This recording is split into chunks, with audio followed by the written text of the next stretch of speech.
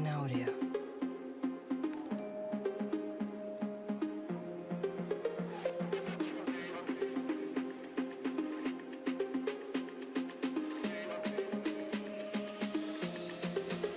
In audio.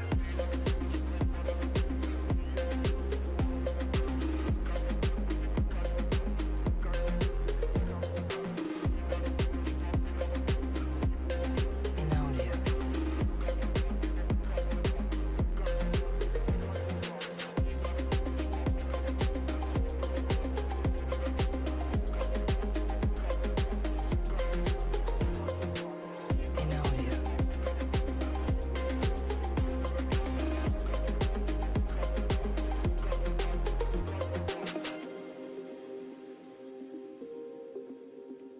In audio.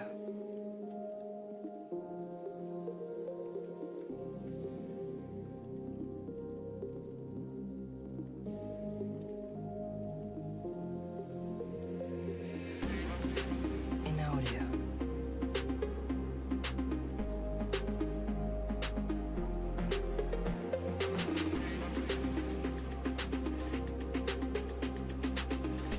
In audio. In audio.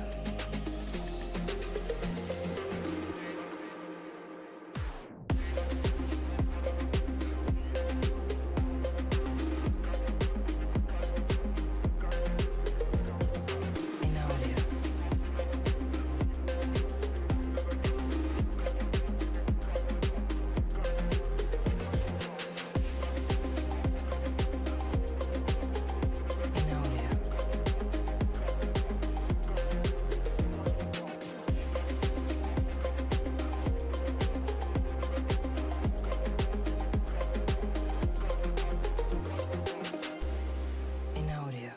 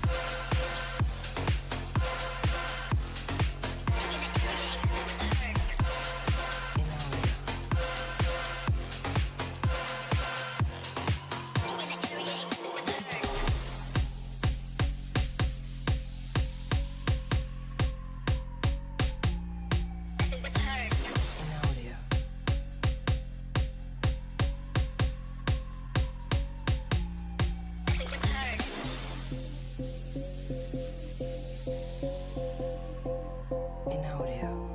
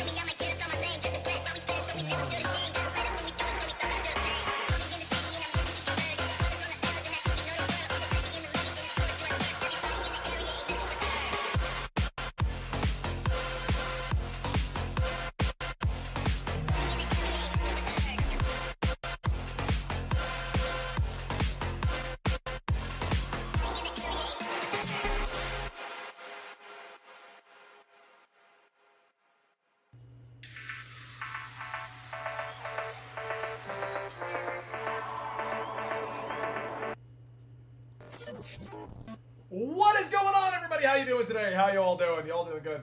Is it good? Good. Welcome to the first stream in like 3 weeks. I think it's been 3 weeks. Maybe 4 weeks? Could be 4 weeks. Let's go full face. How about we do that? Let's go. Boop, boop, boop, boop, boop. I'm back. All right, there we go. How are you all doing? Have you all been doing well? Today I will be joined by Daniel St. Let's see if wait for him to answer the call. Ready? Let's wait for him to answer the call. Daniel St. John von Stuchenberg Vlitzenheim III. Now, Dan, can I remember that and say it again? No, you cannot, and I 100% know you're streaming. How do you know that? Why? Because you don't start conversations with that much energy. But I get there. I do get there. You get there, but usually it takes a little while in our while we're just bullshitting before. All right, well, we gotta. I figured if we're gonna record things we would do on stream anyway, why aren't we just doing it on stream anyway? I mean, that's fair. Fair. Daniel St. John, and that's all I remember. Daniel St. John Stuper Vleichenherd. No, you know. Actually, I didn't see that, so Dan and I get to watch that one together. Final shape game. I don't know what that is. The expansion to that game we play, Destiny. Oh. Yeah, I haven't seen it yet. That's how uninterested I have been in Destiny. Yeah, Destiny, like, it fell off my map. The problem is this. Here's the issue with Destiny, okay? Here's the problem with Destiny. Problem with Destiny. It's not Helldivers. No, like, okay, well, first off, it's not Helldivers. Helldivers is crushing it with what we want Destiny to be. But secondly, the issue with Destiny is, before this, like, we would have a good expansion or a lackluster expansion, and then the seasons would go back and forth. But you'd always get the good season to kind of redeem it, right? Like, a lot of good things to grind, a lot of things to work on, stuff like that. It's ironically, like, almost always the final one. Yeah. But what it's usually good because most people skip to the entire game, so they've got like 3 patches worth. But what I'm saying is, like, it got like they hit us with that Lightfall, and then they hit us with a crap season, and it just turned into like this is not fun. I'm not logging on because it's fun and I want to earn things. I'm logging on because I feel like I have to log on, and that's not fun. Yeah. If they. So today, guys, we're gonna watch a couple trailers here. We'll watch this. We'll watch the Velma trailer apparently. And then we're going to, Dan and I are going to do Dub Degenerates. We're going to talk about some anime. We haven't done that in 3 weeks either. And then we're also going to do my review of the One Piece chapters that I've read. And then, what you said you got stuff for the podcast? We could do. I sent you some topics. Those are what I found if we do the podcast. If you want me, if we are going to, I can write out proper, like my proper. Well, we can't talk about the ultimate line. Beyond, that's what I figured. Beyond we're aware of it, so that's not going to work. I wasn't sure if that was... Shang-Chi 2, all I saw that came out of that was one of the big right-wing guys made a very racist tweet.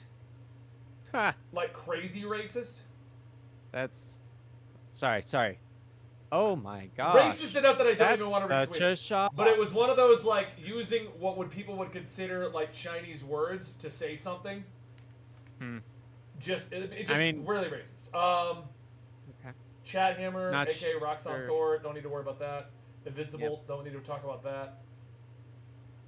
Tom I Hiddleston said find he it never saw Loki as a hilarious villain. that Disney Plus is like, hey, we're basically making cable and we're going to do 24/7 streaming channels, which honestly, that could be a video on its own, because I legitimately believe that a like Marvel streaming channel on Disney Plus could revitalize like a lot of interest in Marvel. Yeah, but that would be a whole video. That's not worth an AC. Exactly. And thank you, Cass Kelly, Karakakoon, for reviving those subs. Where are we even at? Okay, we're not too far off.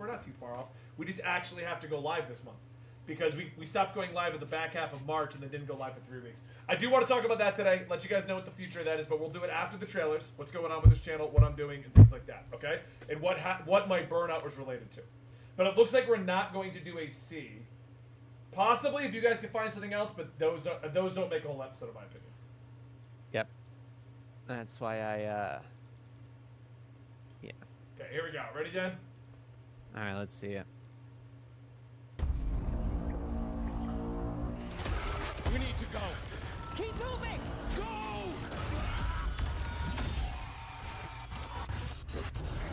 The witness brought darkness into the traveler to turn their threat into our annihilation.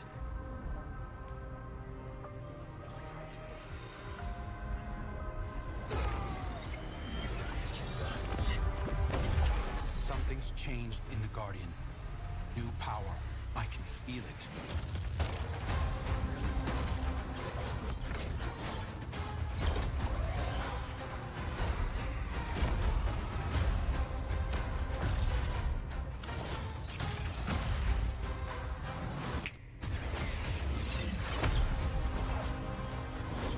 That's the new ability, Prismatic. I didn't hear about that.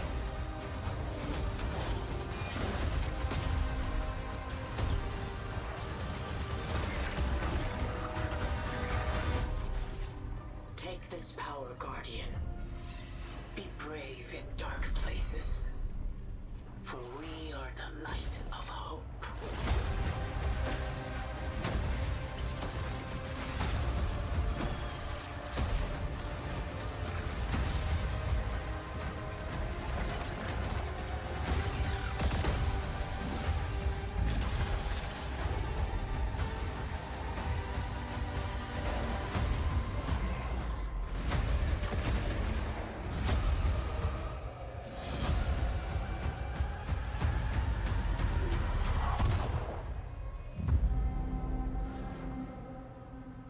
So, that didn't tell us anything. Prismatic looked okay.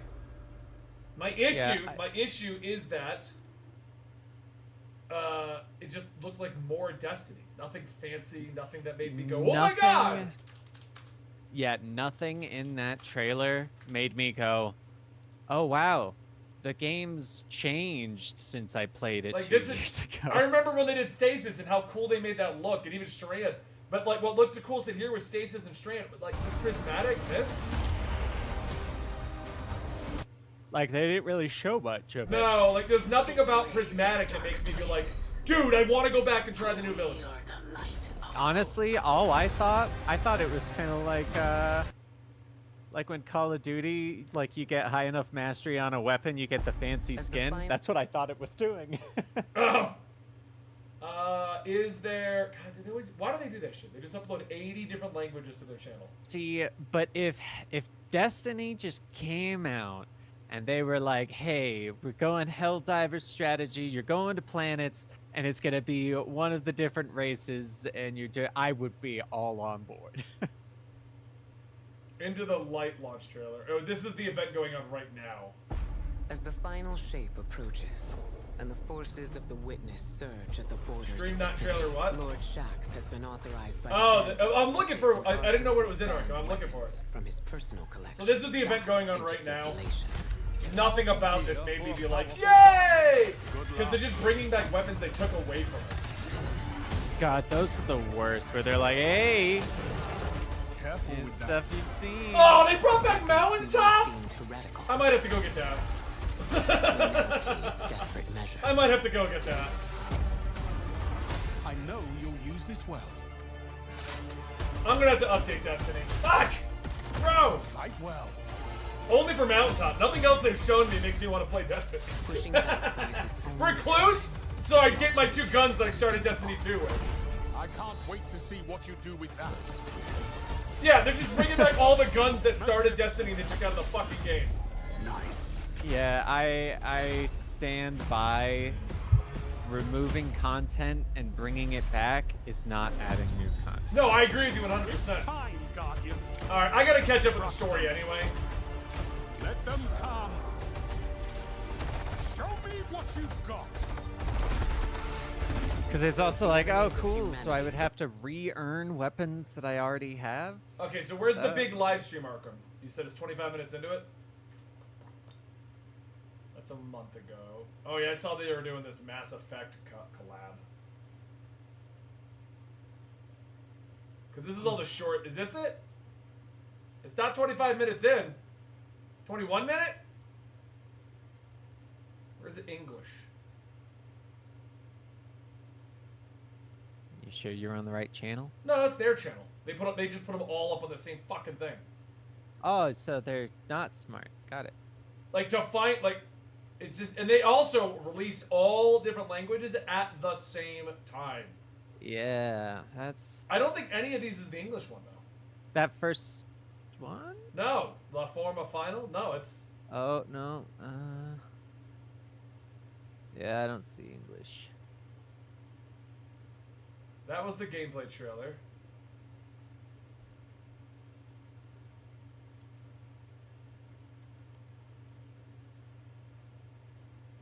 But yeah, that removing stuff and putting it back as new reminds me so much of when Spellbreak finally went public out of the closed beta, and they full-on removed like 3 runes, and then like 2 months in, they were like, check out this stuff, and majority of the players were beta players, so they were like, yeah, we know, we've played with that. Is this it right here? Where is it on here? And I'm not watching a 21-minute stream. We're transcending kind of the... Oh, shut the fuck up. You guys don't know what the fuck you're doing. I hate... Dude, I'm so tired of these Bungie fucking bullshit guys. We're transcending. Have, like, We're multiple so week watches amazing. Look at how good... You know how great we are, everybody? We can't make content quick enough, but we can bring back content we took out. If only they brought back, I don't know. No, I've been looking at chat. all just... the planets that they took from us. And Coda, I'm not making a VTuber. That'd be dumb as shit. If I were to make a VTuber, it wouldn't be for some podcast thing. It'd be like some elaborate VTube thing. Like, I would do... You know me. I would not go half-ass and make a crappy one for a podcast. V2? I'd have like this crazy elaborate VTuber with like 1,001 features and commands and rigs. I would be like so in the hole because I made a VTuber. Right there. Yeah, how much does a VTuber model cost? The ones that I would do, that I would be willing to do with, would cost us like 10 grand. Yeah, that's I ain't getting no like, it tracks my eye. I'd be like the full bodysuit running across the room bullshit. I'd be like, look, Apollo live. Oh my god. I wouldn't half-ass it. So we ain't doing that shit. Now, on the plus side, if you guys want to fund a $10,000 VTuber rig and bodysuit, I will totally do that for you on a regular basis. Alright, so where is it in this shit, Arkham? People complain when they remove stuff, they give it back, they complain that it's recycled. They give new stuff, people complain that it isn't as good as the old stuff. There's no winning. No, Arkham, listen to what you just... No, hold on. I got this, Dan. I got this. Here's the problem. You literally just said it. They remove stuff and they give it back, and people said it's recycled. So why was it taken away at the beginning? And then people give new stuff and they complain that it isn't as good as the old stuff. That is the issue with the seasonal model. Because the seasonal model is just rehashed same shit.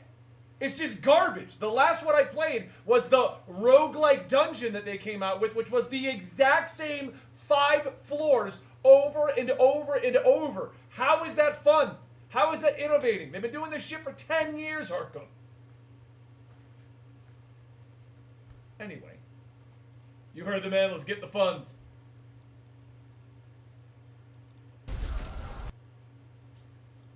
At 800 subs and Benny becomes an anime. All right, I'll do it. Where is it in here, though? Because I mean, I'll watch that, but I'm not watching the whole stream. I'll just have to go buy a VTuber model with like huge boobs, and then I'll get a voice changer to get my voice up 2 octaves, and then I'll just go and pretend to be a woman. And I'm No, sure no. See, what I would do, Dan, is I would have the most generic-looking VTuber guy, but I would have all the options so the chat can donate to do any change they want to my VTuber model. You know, everything from like, now it's this anime protagonist, now it's a woman, now it's a furry, and just let them donate and just constantly alter me.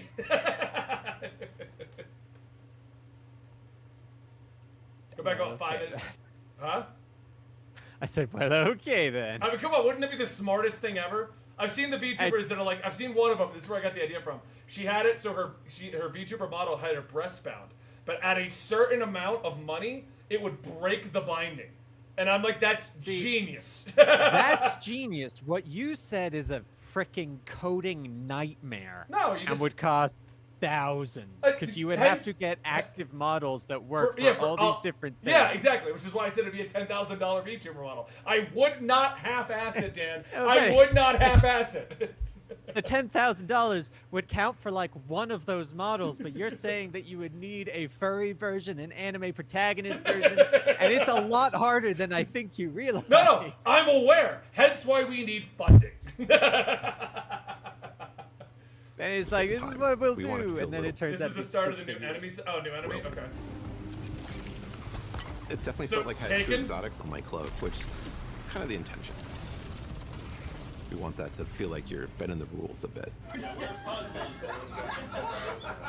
It just opens up the space for mix and matching in a way that I think Oh, shut up. I don't care. Show me stuff!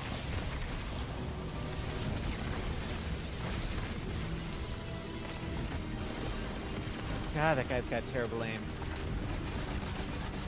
How? The auto aim is insane in this game. Yeah, let's just quickly comment. Hey, Destiny, make sure your players are really good when you make footage.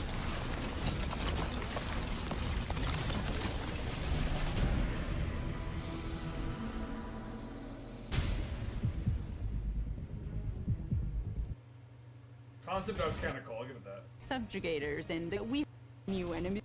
And it swoops all around. It said 5 minutes from where I was at. Where is it at? Because I'm not seeing anything new in this. In the final shape, we're going to be making Okay. these new exotic class items. No, fuck that. Exotic class items that go with prismatic. That's guaranteed. Like, that's just, we know that. I was watching it. If that's what I was watching, then it looks like nothing special. Yeah, nothing. That looks changed. like nothing. If I could not You're tell. kidding. Hold on. You're kidding, Arkham. Because I'm not letting them speak. No, fuck that. If you're showing me new game stuff, show me new game It's a stuff. scream and it swoops all around the battlefield. I can't play your It's words. a profile we've never seen in Destiny. You are facing now I don't the fucking care. first I don't care. We have to make this. I don't care. I don't care. groups. If you manage to kill the husk, Now I'm like looking at Stop. Show gameplay. the Weaver does Dude, something that's we've never done Strand. before. It'll shoot out this complete, powerful strand Yeah, I'm wave. confused. If that What's thing the hits difference? you, it's almost like a rubber band. It like pulls back and like I snaps don't and like fucking care, man. Show me the game. we're really excited about everything that we've been doing for the final shape. it just feels like Oh there's my a God, really this is cool so through annoying. line through all of this. It's the culmination of the Guardian's journey over the last 10 years. All right, another We wanted thing to deliver for something that's really- these devs, and to witness comment on the fact They haven't of earned what shit. you're They've ruined saying. all good faith in Mikoda. The devs, because all they do is talk half-ass fucking bullshit and they come out with garbage. I've literally been playing That- this game for 9.5 years. Yeah. Darkness into And the let's just traveler. quickly note the frickin' title of the video. Gameplay review, and they're not showing gameplay. See, that's Strand or yeah, this is the same we already saw. Once again, not gameplay. No, that's gameplay. No, I know, but there's a difference between cinematic gameplay and gameplay. This is not actual This gameplay. This is a cinematic version of what they're doing. No, But they're- show me what I'm gonna play. They're showing the prismatic, but they're doing Strand and Stasis. That's why I'm like, what the fuck is this? Yeah. Clearly I have no faith in them. How the fuck would I have faith in them, dude? Destiny has done nothing but like shit all over themselves all the way up until Lightfall and then just drop to the bag.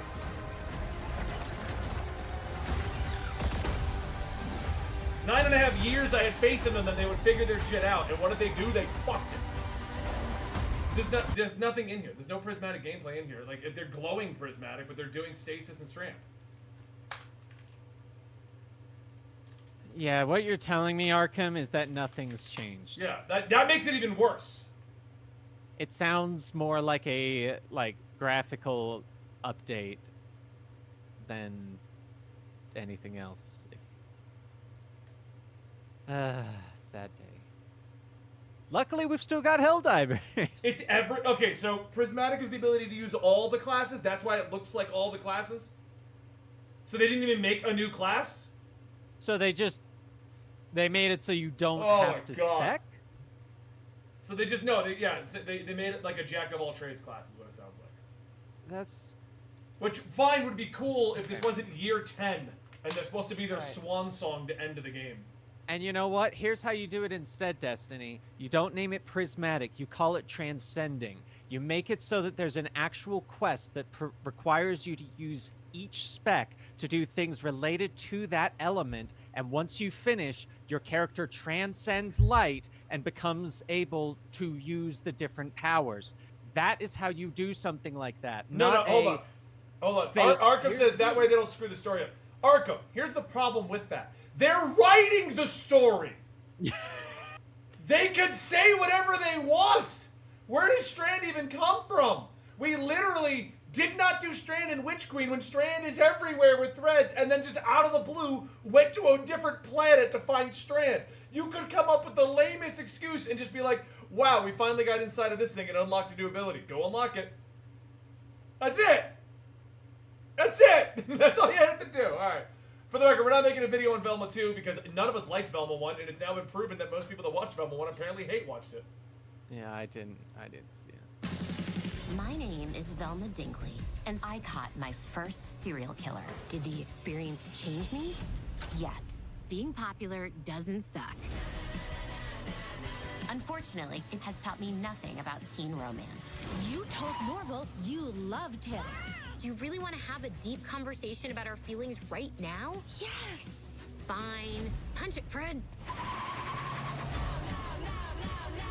You killed me, Norval. My guilt is causing me to hallucinate! Marijuana will cure them. Zero side effects. Oh, God!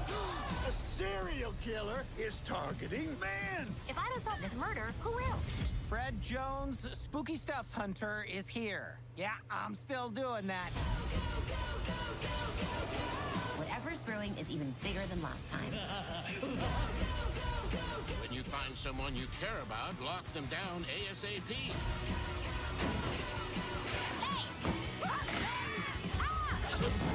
This is official police business. So if we catch any of you investigating, you'll be in cuffs faster than a startup founder with a weird voice.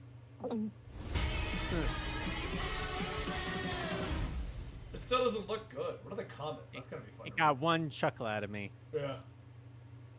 Also, Benny, before you forget, if we're not doing AC, tweet it out, please. Yeah. The fact is, Arkham, I'm not the only one that feels that way about Destiny. They've come out and said that they're at the lowest pre-orders they've ever been, on top of the fact that they are in danger of losing the company to PlayStation now because they have fucked up so bad. Financially. My mic is blinked. Yeah, it's because you're on your Razer mic and people aren't used to it because your Shure mic's so much better.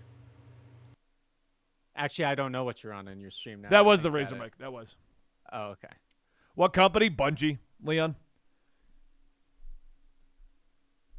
Why are you destroying a 60-year-old IP? Why you just get a second season? Nobody asked for a second season of self-insert. Max, way too bold for doing this. Why would they make another season? So pretty much everyone wants to know why is there another season. Yeah. Let's see here. Final shape pre-order numbers. I can That's guarantee probably that they old. are so bad that they will stop reporting those numbers.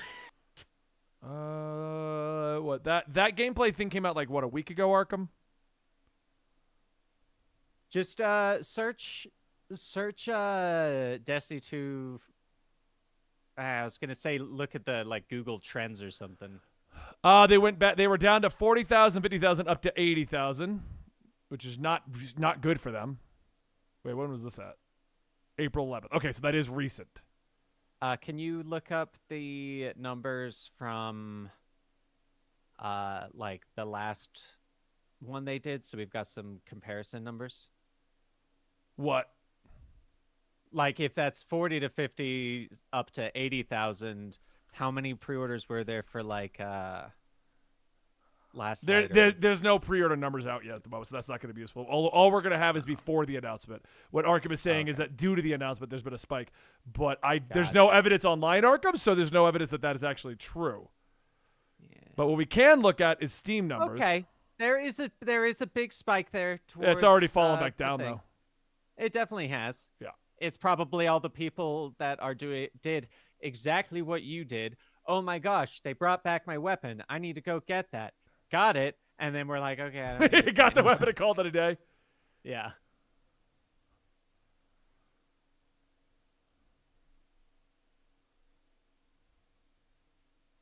I am going to be right back. So is Lightfall dropped? This must have been Lightfall right here. Because Lightfall had a huge boost, and then everyone started falling off hardcore. I think it's at its lowest it's ever been, except for the spike now from the reveal. Yeah, it got down that. No, it is the lowest. There are some low points, but yeah, it's gotten lowest.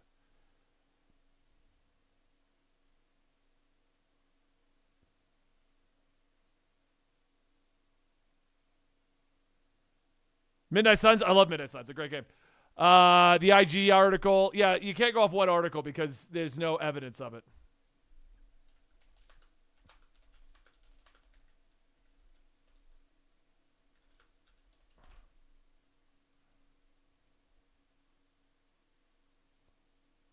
Yeah, right here. A month ago is when they were reporting. It's a month ago, so don't take this as now. But 25% of what Lightfalls was.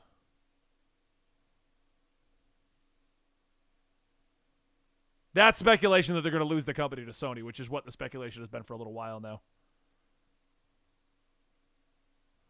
Oh, yeah, we're going to be playing that. Well, I'm going to be playing that, Coda. You're too busy with kids and stuff.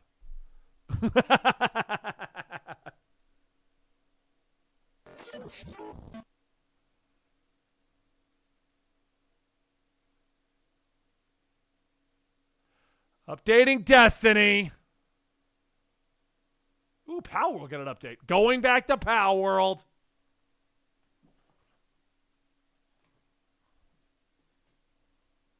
I don't know. We're even a part of their promotional campaign, and I have no idea when it comes out.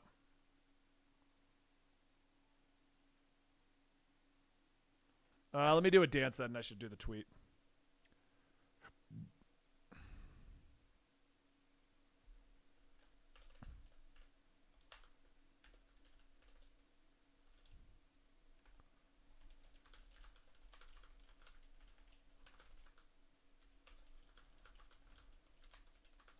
Yeah, I heard Pal World got some updates, including a lot of like quality of life stuff.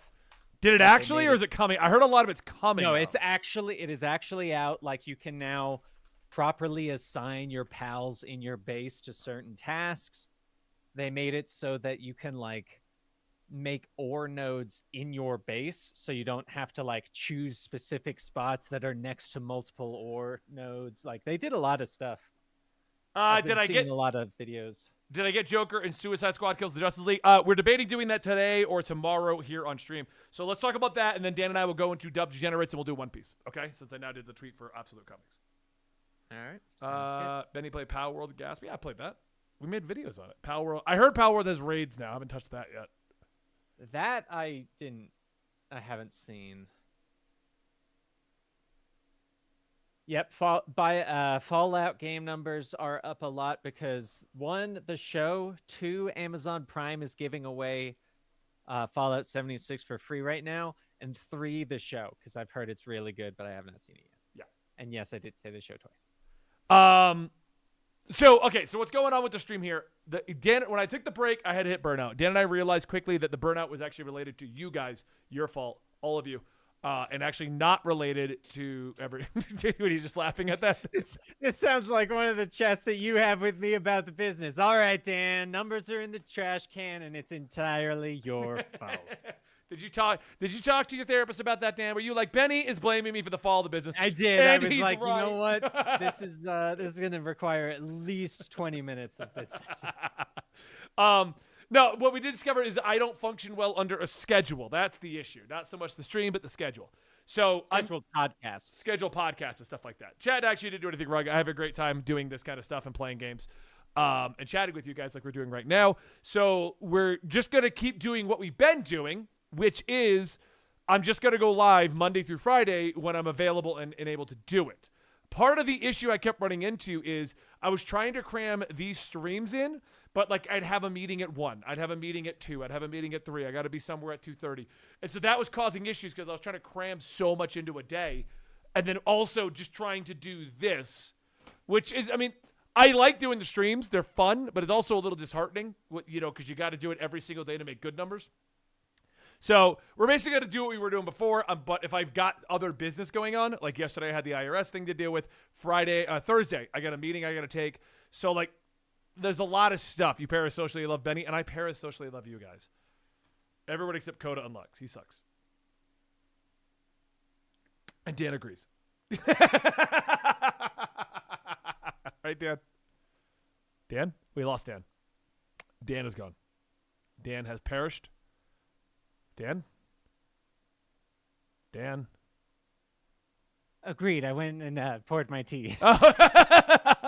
And as I was doing it, I remembered, I don't have a microphone on my headset currently. Which I need to actually order a new one of those. Dan's gone, but not forgotten.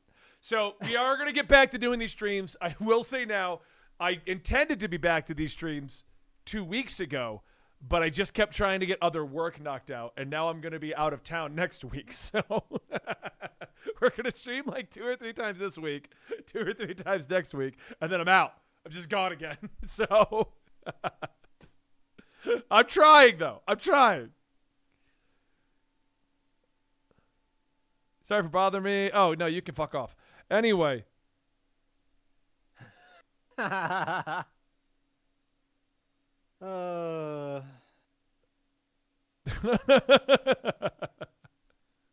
yeah, I think I'm a mod, aren't I?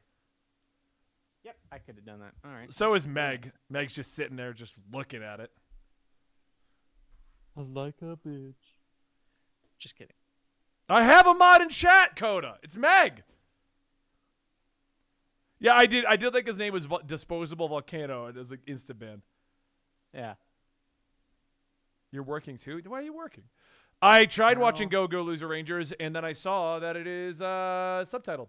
So I stopped. I'll read the manga. Go, go, go, go, Rangers. So I'm going to read the manga and I'll talk about it. Because I don't watch subtitle unless I really, really, really, really have to. We made a whole podcast. Yep. We call it Dub Degenerates because we watched dub. Which still hilarious that we made it, and one of the first shows we made it for, we could only watch sub. You want to do One Piece first or Dub Degenerates? Are you feeling good to do your One Piece? I can do One Piece. I got to look over my notes again real quick. I was gonna say I was supposed to do it like 3 or 4 days ago, so I was like fresh then for it. Yeah, so whichever one you want to do, I'm good for whatever. So my background right now is nothing but ass. I'm not complaining. Nice. I have like 600 wallpapers saved, and it is everything from scantily clad women all the way to like my favorite video games. And I've showed Dan. I've showed Dan the folder. He can see that there is not all scantily clad women. But Dan, can you not vouch for me? Anytime someone is in this room, it is not the games. It is not the stuff in the animes. It is nothing but the scantily clad women. It is only scantily clad women. I don't know why. Yeah, that is all it ever is. I'm not that far in the manga, Leon. We're talking about the Reveille arc. Or Leveille arc? Whatever it's called. That's where I'm at right now. They just got to Wano.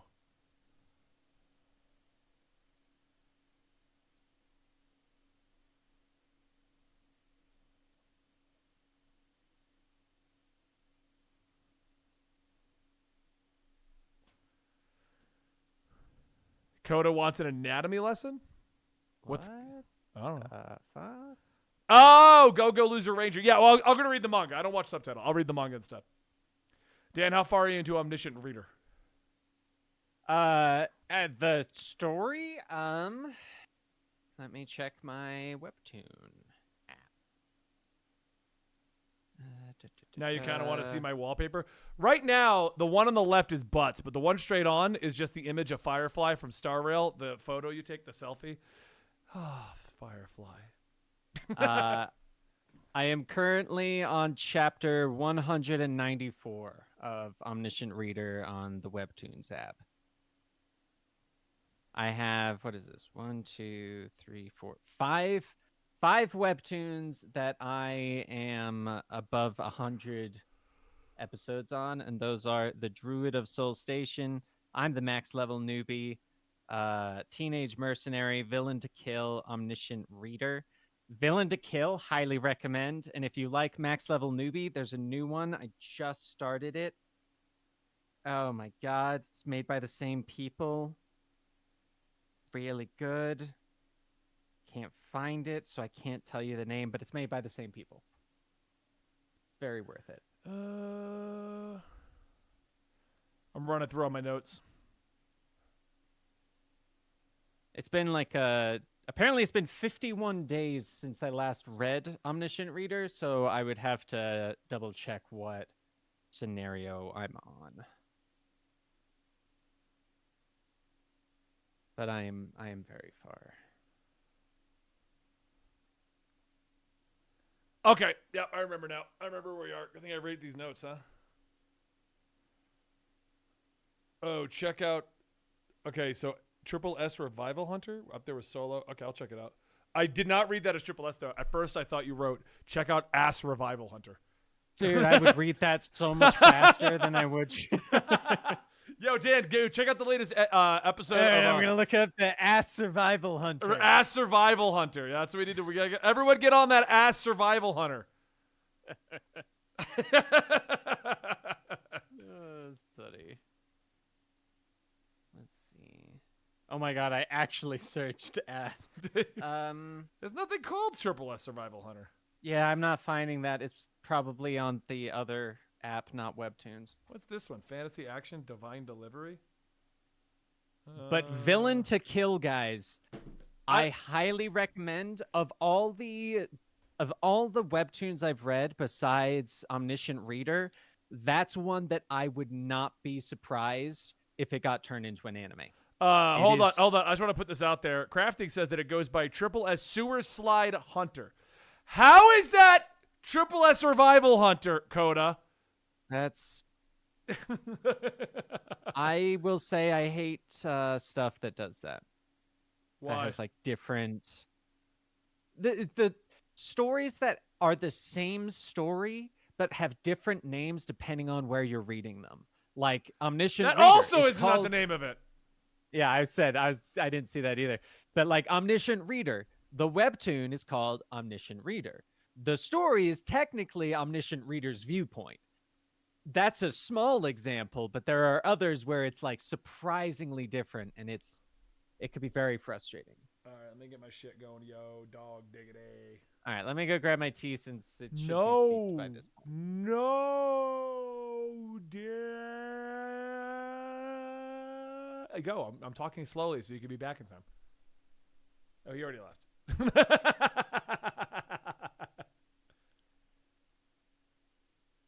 He already left.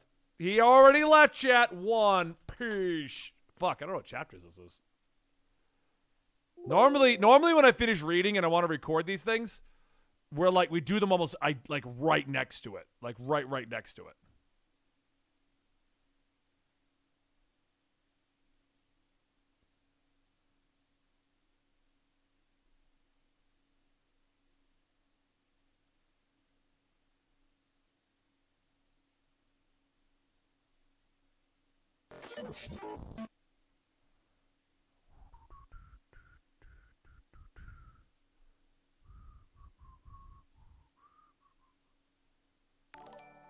Window capture.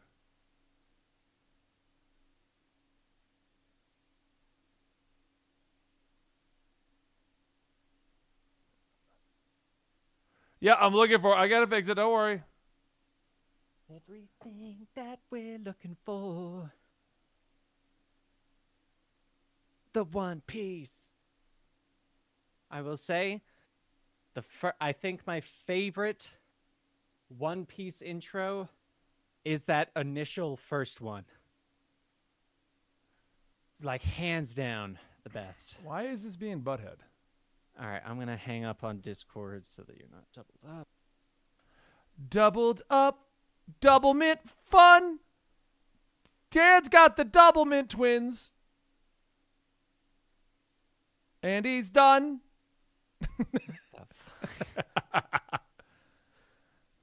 You'd think Benny would have a scene on his OBS for when we specifically. I did. It wasn't working. So I'm making. I'm making a quick one, like a replacement. Oh, because I do have a scene for that. Haha! I know what I'm doing. I mean, clearly not if it's broken. OBS doesn't know what it's doing, Dan.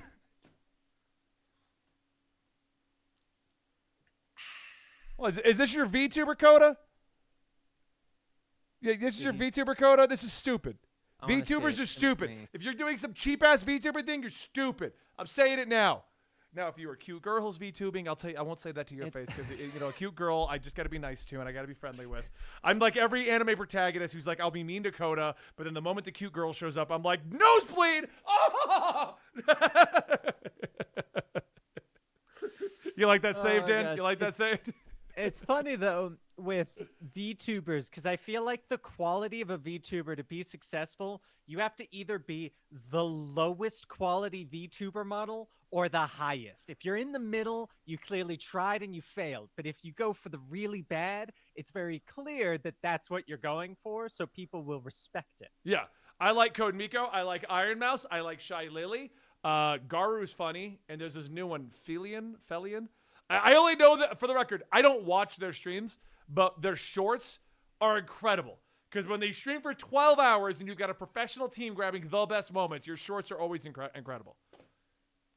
So if you go to my YouTube, it's a lot of VTuber shorts is what it comes down to. There's one guy I know that has a very simplistic VTuber model. His name is Enviosity. He's a Genshin Star Rail streamer, and it's literally just a green slime. But Dan and I are working on stuff. We got a Honkai channel coming out. One day, Dan will do a second webtoon for that channel. One day. Once my brain is there again. I'm gonna just say this is a lot. No, that's exactly it, Meg. You gotta have a personality. Come on. Could you guys picture me as a VTuber? You just add some weird fucking things to it, and I'm just like, just like that. What is wrong with me? I don't know. What is wrong with me? Oh, is there a whole thing with Envy? All right, Is there? I literally watched the person like twice when I did my small stint at as a VTuber. as a Genshin streamer. Hold on, Jaden Animations has a VTuber? Okay, I really like Jaden Animation has also said that she has come out multiple times, so she doesn't want face reveals, doesn't want to go out like this. Just she's an animator. That's what she wants to do. Yep. Interesting. It looks slightly evil. Oh my god. So this is the latest issue of Nightwing? Who is that, Dan? Right there. No way! They put Itadori in there? Dude, not only... Okay, hold on. Let's see who else is on it. That's it. It's George Perez, but I don't think there's anyone else snuck into here. But Itadori's right there.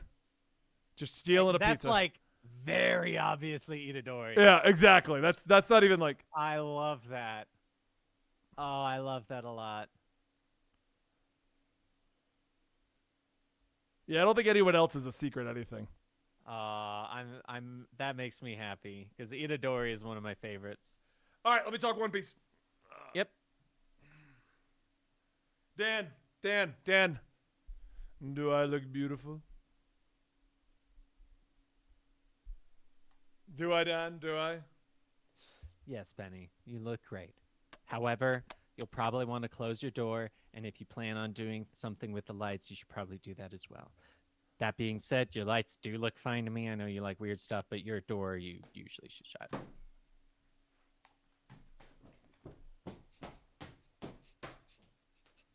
He does this when we're not streaming too. Like, he gives me this attitude even then as well. I am a small child. I just told them that even when we're not live, you give me that same kind of attitude when I say that.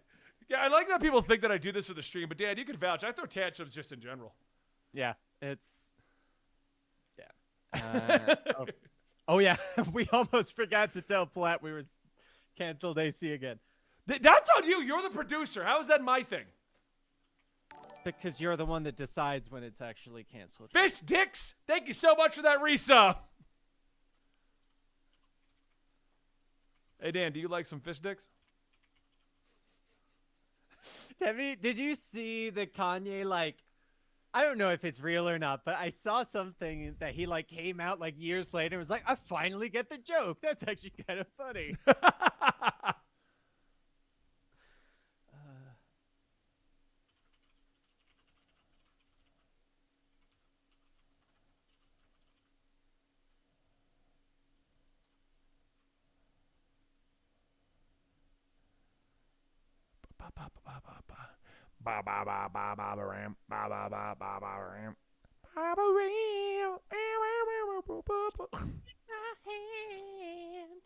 Here we go. Rocking and a rolling, rocking and a reeling, ba-ba-ram, ba-ba-ba-ba-ram.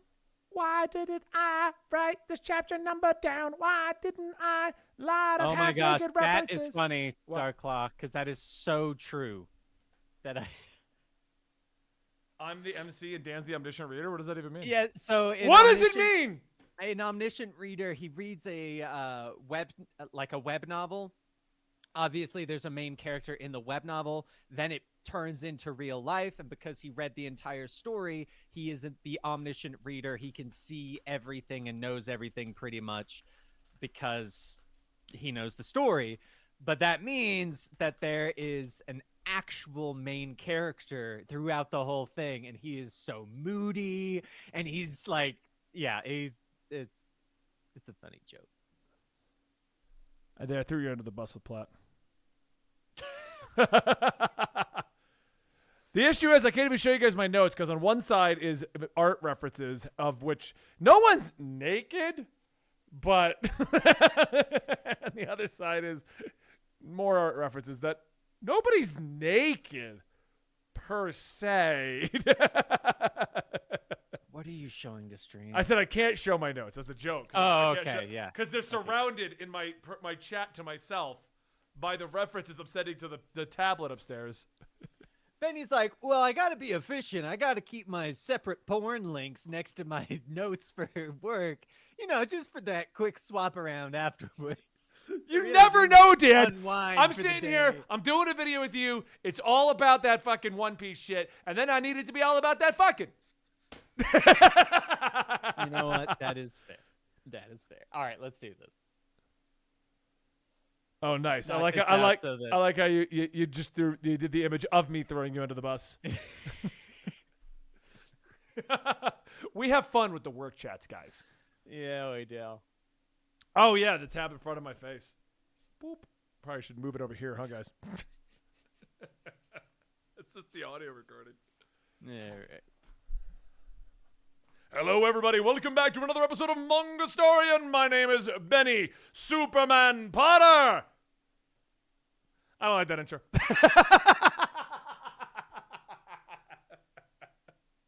What? You can't talk with the headsets off. How can you be doing a One Piece and not go, my name is Benny D. Potter? Oh, that's a good idea. But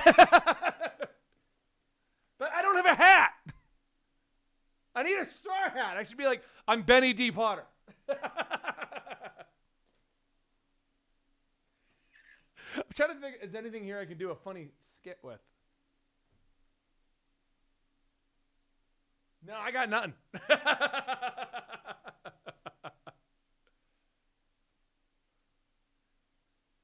Take two, that intro was amazing. There's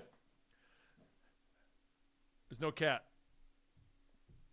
I went over to pet the cat. You get that awkward, where's the cat? Where's the cat, Dan? What is wrong with me today? Not only that, I also want to be done so that we can go play Suicide Squad or I can go play other games. What? You're just talking to yourself. I don't even know what you're talking to. I can't hear you. Do like hand signals for me, would you? Dan, come on. Turn on the car. Have some sex. I don't know what this is. I said start the fucking thing. What? That was me going start, as in like start an engine. The fucking thing.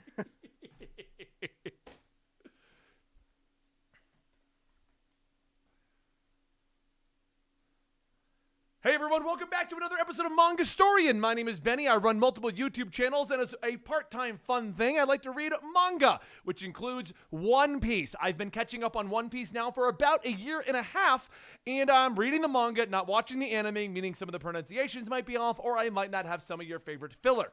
I write a bunch of notes as to what I've read, and then I discuss it here with my Comicstorian viewers. Today we're going to be doing chapters 903 to I don't remember where I ended. It's like 915 or something weird like that. So 903 to who knows? That's what we're going to be doing today. I didn't write the chapters down this time, guys. All right, I'm sorry.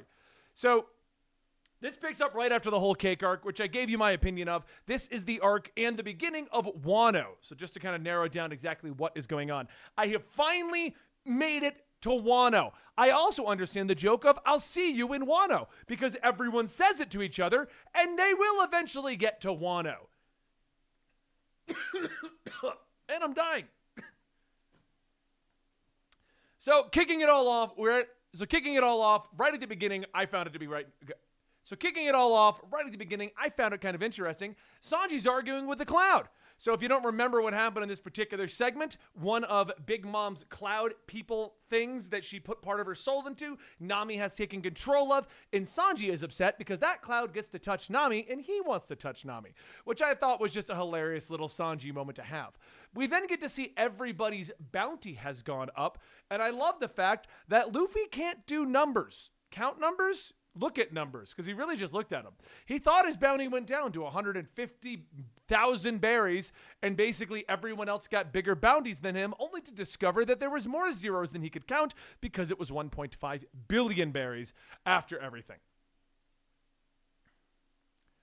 We also have the loose announcement, I think. I don't know if it's official or not because it doesn't seem like it's official, but that Luffy's being considered the 5th emperor at this point because of all the shenanigans he's had, you know, like just the stuff. And Sanji's keeping his raid suit, which he didn't really use, if I don't remember. I remember him getting it. I don't remember him using it in the whole cake arc, but either way, he has the raid suit still. We then cut to what is the reverie or levelly.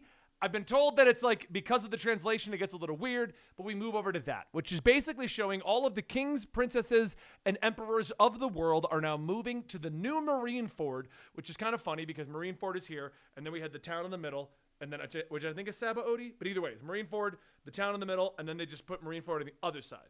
They're like, we don't want to go very far. We're just going to put it over there now. So Marineford went over to that side, and everyone is arriving. So we get what I wrote in my notes here, a who's who of One Piece adventures. Everyone from Vivi comes back to Wimpy Hoshi, aka Shirahoshi. We get to see everyone from Fishman Island. Everyone who is royalty or controls things begins to arrive at this event. And the story kind of pivots towards that. And if you've been watching these videos for a while, know when they throw a dozen characters at me, it becomes very difficult for me to keep track of who's who and what's going on. This particular sequence, though, I did enjoy because it was the princesses all getting to know each other. We had, I think her name's Rebecca from Dressrosa, we had Shirahoshi, and we had Vivi, which I remembered all of them going off and doing princess stuff, getting ready for their appearances. What was interesting was that Charlos had showed back up. Well, hold on. There's one thing I want to mention before we get to Charlos, and that's that they all got onto a magical floor that seemingly moved without them, only to discover it's more of the Marineford bullshit because the slaves are beneath the floor moving it along. I put that in there because I really wanted to talk about that. I also need to mention that Sabo's brother, Sabo's brother apparently became the actual royalty that Sabo was supposed to become, and now Sabo has sneaked into the Levely Reverie, and he's like the guard to his brother who can't do anything. I also remembered there being a fun little Easter egg. At least I took it as an Easter egg, a little joke. But they get into these elevators, and the elevators go riding up the wall, and Sabo's brother is terrified because he heard rumors that inside the wall are giants. And that immediately made me think of Attack on Titan. So I was like, yes, I get where you're going with this. And if that's not where you're going with this, I still thought it was funny. So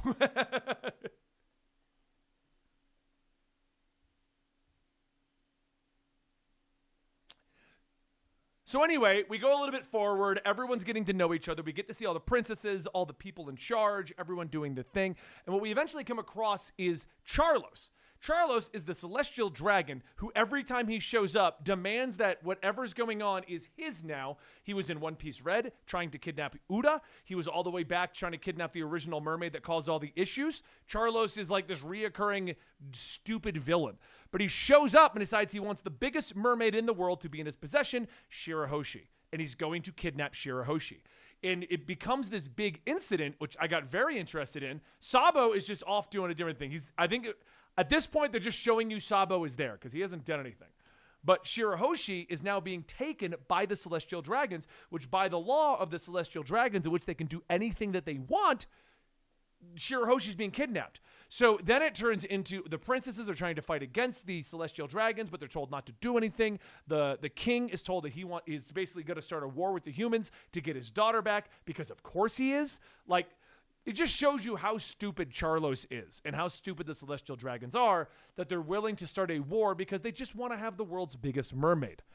But in an interesting turn, and I found this really interesting, the Celestial Dragon who crash land on Fishman Island, and if I remember correctly, and I might be off on this, but killed Otohime, the mother, with a gun that he was trying to like just show. He basically beats up Charlos and is like, I'm making atone for what I did. I apologize. I learned my lesson with Otohime, and I will protect you from the other Celestial Dragons. They will not be able to go against me, and I will walk with you, and I will make sure that this goes without a hitch. And I was shocked because that was the whole point of his character, that the Celestial Dragon caused so many problems for Fishman Island that now he learned his lesson and he's there with them. I was like, I like this twist. This is a really good twist. We also had a character, which I pseudo-spoiled for myself, I'll admit it, because I had no idea who it was, and I thought I'd missed something. The character, I think it's Emu? It's IMU, so Imu or Emu, or one of those. But apparently he's the big bad of One Piece. Like, he is the bad guy.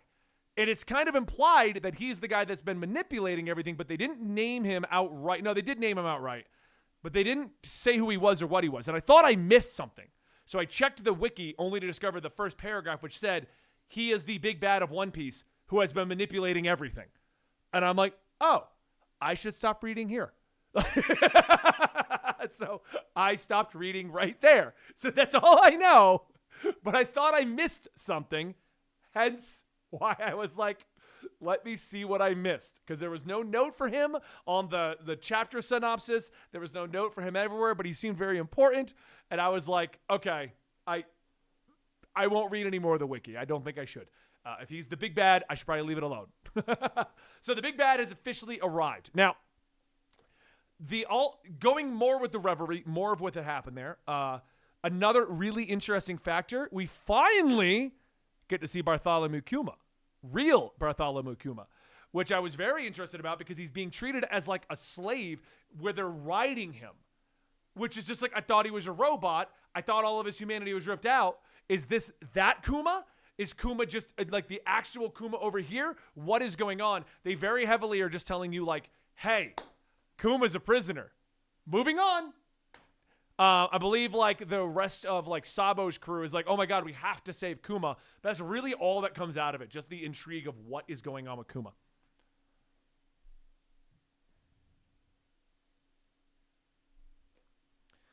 So after all of this goes down and all this interesting, like I said, who's who of One Piece characters popping back up, what I got really excited about was we finally went to Wano. After what I think was 150 chapters of, hey, we're going to Wano. As a reader, we finally went to Wano to see what everyone had been doing at Wano. And everyone got a job except Zoro. Zoro's currently captured and been told to do seppuku. I think it's seppuku. I think that's how you pronounce it. On himself for his crimes. And his response was to slash all the guards with the tiny dagger and then run away. So Zoro is now a Ronin while everyone else has a job. And I thought that was going to be the end of it because then we cut to Luffy and crew. They crash land on Wano. Luffy is separated. And I'm like, okay, cool. So we're going to start the Wano adventure finally. Okay, we know that, Zoro's on the run. Everyone has a job. And the rest of the crew's been separated from Luffy. And he meets a girl named Tama. And I've never cared so much about a little girl in this story more quickly than Tama. Okay, because Tama is the sweetest thing known to mankind. First off, Luffy saves her. And so as a response, she wants to go and get Luffy lunch. And I'm like, okay, cool. Standard Luffy bullshit. He's going to go eat food. He'll be rude about it. Blah, blah, blah. She makes him a bowl of 2 cups of rice. And he eats it immediately. And he's like, is there more? And then I found it weird because her response was, I mean, I could make more, but I don't really have it. And this is all I had. And she makes it very sad that she made like the last of her rice for Luffy. And I'm like, oh, but Luffy, I give him credit. He saw what was going on, apologized immediately, and was like, okay. I'm like, oh, cool. We're a little sad. Tama's being sad about it. But then I even wrote in my notes, I just want everyone to know, I wrote in my notes, meeting Tama, the nicest girl in the entire world. And she gave Luffy the last of her food. But here's where, so another guy shows up who I believe is the blacksmith of the town that they're in, the one that got destroyed because it's been destroyed by poison. And the blacksmith asks why Luffy is eating the rice. And I'm like, okay, so it's just like the rice was the blacksmith's? No. Tama saves the rice up every year to have rice on her birthday, and it is her birthday, and she just gave all of it to Luffy for saving her life. And then she's in tears with the blacksmith because he's like, you just ate her birthday rice. And she's like, no, I wanted to give it to him because she thinks that pirates are nice. Then I'm already heartbroken because they established that she is 8 years old, that this 8-year-old girl just gave the last of her food for her birthday to Luffy. I'm already heartbroken, only then to discover she knows Ace. Ace came through the area, and Ace came through, and he was teaching her, but she was only 5 at the time, and Ace said, I will come back for you to take you as a pirate when you get older.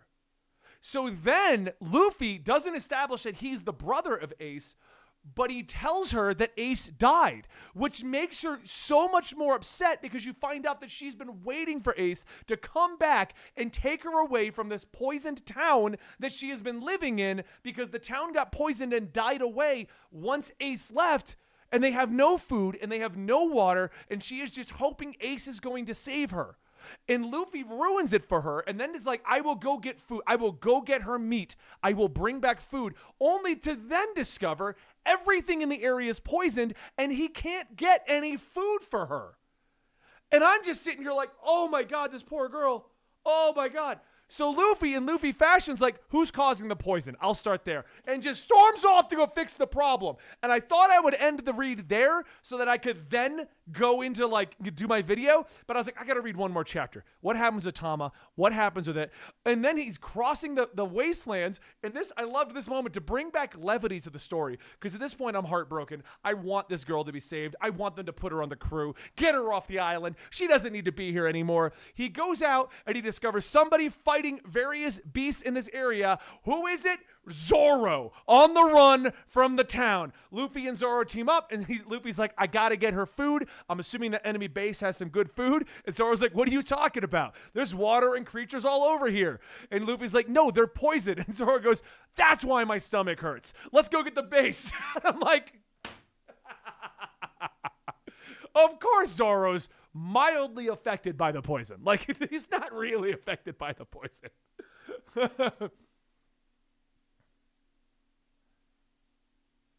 And then to end this chapter and to end everything, I was like, okay, cool. All right, cool. So they're going to go fight this. Zoro's like, Zoro or Luffy, one of them's like, Kinemon, I think that's how I'm pronouncing it. I don't know if it's right or wrong because I haven't seen him in an anime yet, so I don't know how it's said. But the samurai that they met all the way back on Punk Hazard, that they've been dragging along with them, and they discovered the whole plot, they're like, Kinemon told us to not make a fuss. Don't make a problem. And Luffy's like, no, we're going to go defeat that base, and we'll just apologize to him later. And that's where I ended my chapters. Because I was like, okay, I didn't really have a lot to talk about with the who's who of One Piece. But that like 3-chapter Tama segment just touched me so much.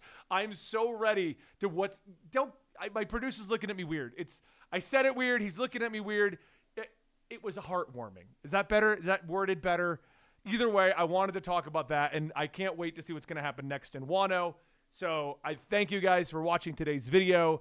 Thank you guys for sticking around. We took a little bit of a break. I was on a break. I was taking a couple weeks off of doing anything just to kind of catch up on sleep and catch up on other things. But now we're back to it. I'm going to be reading Volume 1 of Go Go Loser Ranger. I've already read up all my Black Clover. We're going to be talking about that real soon. And Dan and I are bringing back Dub Degenerates. It should already be out by the time you watch this episode, but we should be back into the normal rotation here at Comicstorian. Thank you guys so much for your continued support, and I'll see you next time right here.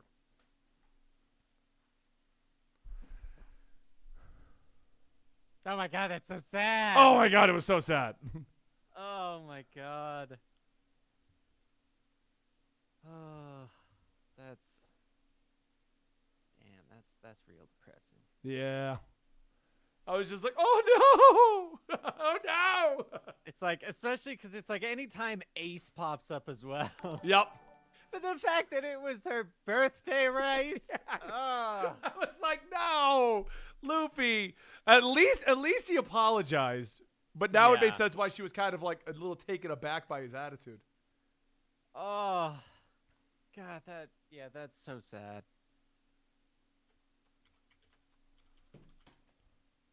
Prepare for the fields in Wano. Hey, thank you for the 95 months, Leo. 95, jeez, man, get a lot. No, I'm just kidding. That's awesome. Did we watch live? I did watch Squid Game in dub. Oh yeah, same. Squid Game was I liked it in dub, though I hated that old lady. I mean, half the cast I hated, but that's kind of what they wanted you to hate. Oh yeah, no, it's a great show. Doesn't need a sequel. It's a good show though. Well, I mean, the sequel just wouldn't be about the same people. You just keep telling stories. Exactly, but like it's also at least for me, I feel like it was the mystery behind the Squid Games that made it like super interesting. But that's over here. I told you here. I'll show you guys the wallpaper folder. There's nothing new in it, Dan. Don't worry. You know what? It's your personal channel, so. So this is the wallpaper photo, right? It's got everything from like the waifu stuff. Okay, I'm not gonna blow it up because I don't want to get lost. Like, you know, girls in bikinis, girls here, but it's also got things like this. All right, I'm gonna just say, just so you know, you say that they're not nude and stuff like that. When it's just that small image, all of them look nude. Oh, that's funny.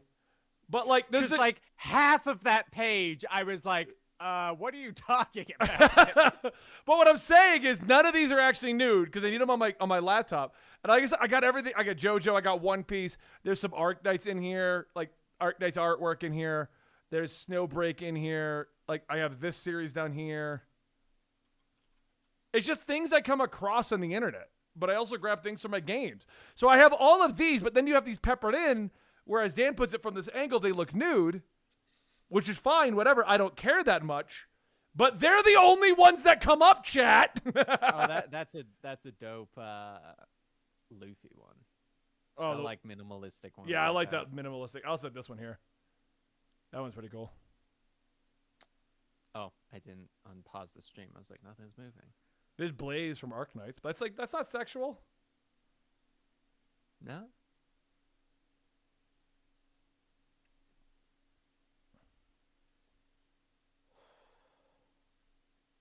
If everyone is nude, then no one is.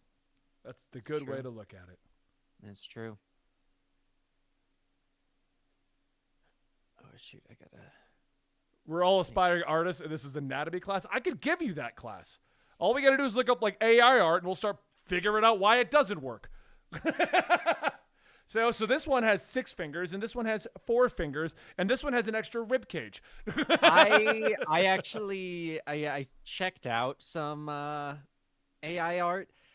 I can see the logic behind AI artists selling their services because of the fact that those require insanely specific like prompts to get it to actually do something.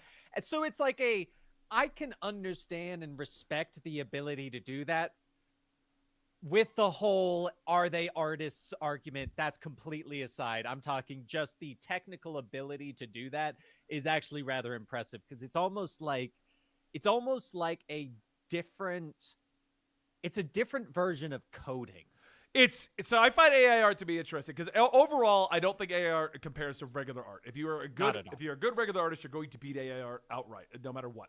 AI art is only. But what I am saying is, what I see what people do for good AI art, because I've tinkered with AI art just to see how it works. When I've seen people do good stuff that looks close, yeah, it takes a lot of work and you have to have been tinkering with it like in general. But I saw somebody bring up the best argument against that science behind it, Dan. Okay. The time it took them to learn how to do that, they could have spent learning how to properly draw anatomy and actually create art. While true, yeah. I think there should also be a note, or at least in their defense, not everyone is actually capable of becoming an artist, and not everyone has that physical capability to actually draw and create something like that. And it's a lot easier to type for some people. Let's say it is to an extent if they have tremors and stuff. Yeah. Like, because I sometimes I want to draw, but I put my pencil on the paper and I'm like, I will say actually, Meg, I've seen that argument and there's been some stupid shit. There's a hashtag on Twitter called Break the Pencil Dan, where AI artists are trying to argue that art in general is gatekeeping them out of the art community and blah, blah, blah. Okay. Now, I'm actually not against an AI artist getting commissions for their AI art when it's tagged as AI art so I know what I'm getting. Yeah. Okay? But I will always pay top dollar for an amazing original piece of art from an actual artist. An AI artist, I'll give $5-10 for a fun wallpaper. But I'm not doing any real payments or commissions to an AI artist. That's fair. Yeah. The whole AI art thing, I'm curious to see what way it goes, because the previous argument before this was digital artists. And how if you're just making art on a PC and you're not actually drawing, is that real art? Because do you remember that entire Discord? Oh, yeah. Where it was Coda, that's what we started using AI art for. I would have it generate pictures as I want as a reference. And so what I would do is put in the reference I'm looking for, and then I would have the AI art try to do it. And then actually it's kind of fun to fix AI art. Oh, shit, let me redraw this, redraw that. And I've actually used it to improve an anatomy, because when AI art is bad, you see it. When you know anatomy, you can see it. Now, what I do find hilarious, and I'm going to show you guys this, what I do find hilarious is people who are, I would say gatekeeping art, but are arguing art. That they think, and they've gotten to the point where they think anything that is not photorealistic is a AI piece of art. So this is a famous cover. This is a famous cover for World's Finest that people enjoyed, right, Dan? You remember this one? And there's a comment down here that Superman's arm and eye look weird, so it must be AI art.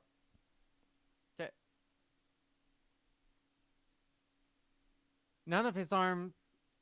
I can't get it to blow up because I'm the actual, I won't blow up on here for some reason. right click, open image, and new tag. Oh, there you go. No, see, it does that. Oh, that's weird. Huh, that is weird. I don't. After doing some AI art, nothing about that image made me think, oh, that's AI I mean, the fact that it looks sketched is not look like, because AI art, weirdly, all of it looks plastic. Lighting is also something AI art can't do. You can almost immediately tell with lighting, because like AI art will have like 9 lighting sources. Right. The lighting is one of those ones where it's like I can respect that ability to give it the prompts to actually make the lighting work, because we might have AI art. I don't know if Kevin is actually doing it, but he brought up the idea of potentially him doing AI art for our 3 characters in our D&D campaign. And it's like, that's one of those things that I think I'm AI actually art's not. We used AI art on the new channel, but the moment we made money, I paid our artists to come in and do our background. And Dungeons and Devil will be the same thing. We make money off it. I will pay people to do the actual art, or if people want to submit like free art, I'm not against that either. But I don't like free work being done. I'm not a fan of that. So, but I will say, if you guys are interested in that entire like just discussion and topic, it's worth checking out one of those things and making an image or two, just because it opens your eyes to what actually goes into it. Because I thought it was a lot easier and simpler in my head when I had been constantly hearing about it versus when I did it, and I was like, oh, this is actually kind of There we go. interesting. I got it right here. I use Hot Pot for when I'm trying to do something quick. Oh, nice. I was just saying I have an example, like to show like Yeah. how much work actually goes into it. Yeah, definitely. It doesn't do nudity without trying, so I don't have to worry about that. Like, you have to actually tell. No, I've tested. I was curious how quickly it would do it. Yeah. Because there are definitely some models that when you use it, it's like, I'm going to assume you want a nude model. And Yeah. like, wait a second. A character named Batmeg. It is Meg as Batman. Meg is... I'm not even good with this, so this is all I'm going to do. Just to be safe, let's just you do should that. generate off panel. No, it won't do it. Trust me. Okay. I know it won't. And we'll do it quick, too. That way it's not going to take time. I know it won't do nudity without like actually trying to make it do it. Right. This is gonna be. I find it a little weird. People that are like, I want to make my own nude art. Like, I mean, hey. I'll see what Batmeg looks like. If you want to make your own nude art, go for it. Oh, there's Batmeg. I'm not gonna judge. That's actually surprisingly. Oh. Oh my God! Her armpit is another head. Let's do it again. Let's do it. I'm gonna do different sizing. She doesn't have breasts. She just has 2 extra heads. With the ears. There's a whole second person here too. Yeah, that is funny. Oh, it's a Megtar. It's Kaiju number 9. Meg, what? See, this is what but like this is a great example of how a simple prompt that you think would generate decent stuff can have some very odd abnormalities that. There we go. Really Meg took us 3 attempts to get. No, non-commercial. It's got like I actually kind of dig it being like paint. Okay, they always do paint. You can pick a style. Actually, no, I meant the mask instead of like an actual dominant. Oh, I got you. Yeah. So this is Batmeg. So this is now what we will all picture you look like, Meg. Hey, Sneaky Cloak, how's it going? See, like that's a great example of something where it's like if Batmeg wanted to make something with it, that's a great way to go. Okay, I have a base. I like these things. I'm going to edit it. I'm going to tweak it. And now I have exactly what I want. Yeah. The anatomy's not too far off. The shoulders are a little wide. A little bit wide on that. Okay, so this is Lego Monster. Bat shoulders, that's why. This is Lego Monster. Oh, yeah, Lego Monster's got a pretty good one. that's pretty dope. Okay. And that's one of those ones where it's like, okay, AI art, all right, I mean, I'm going to give that to you. Because it could have some... This one came out pretty good. I like this one, yeah. That one's dope. A spider with dark claws. Now this is just gonna become the stream now. Okay. Lego, After ping this, me on Discord. I'll send you the image. Type in Comicstorian. Oh, yeah, I'm curious what it goes for. You can also tweak it. So like we could do pizza. Comic story made out of pizza. That just sounds horrific. Spider Darkclaw, you just look like a spider. Yeah. With way more legs. What is this?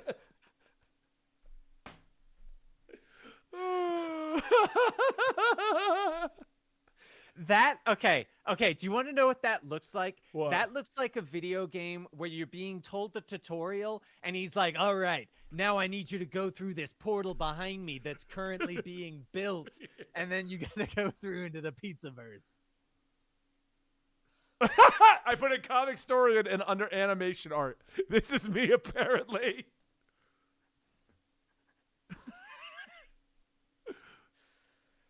Oh, that's funny.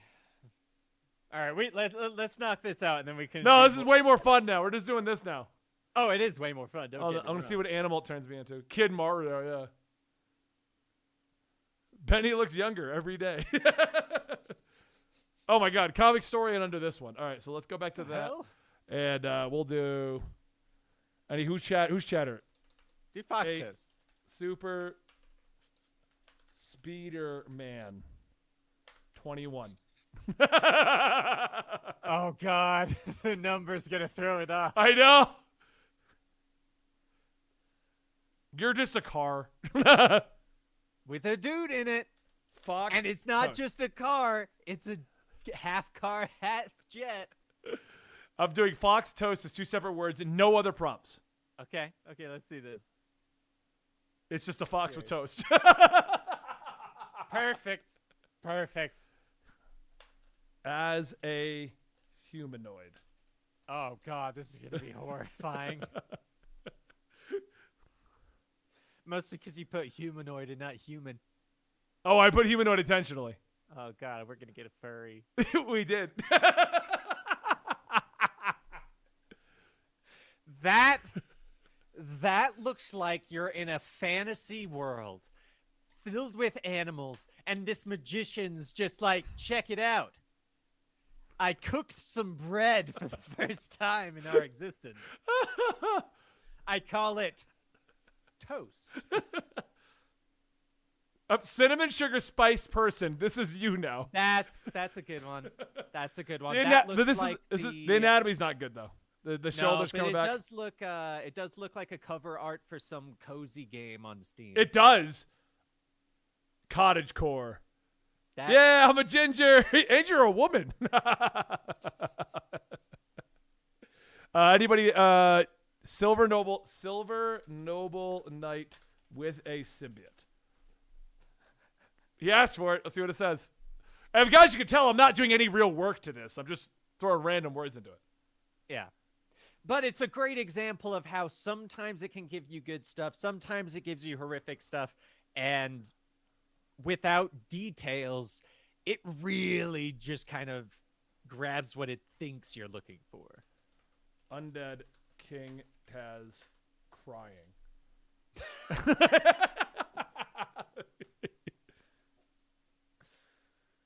Oh, man.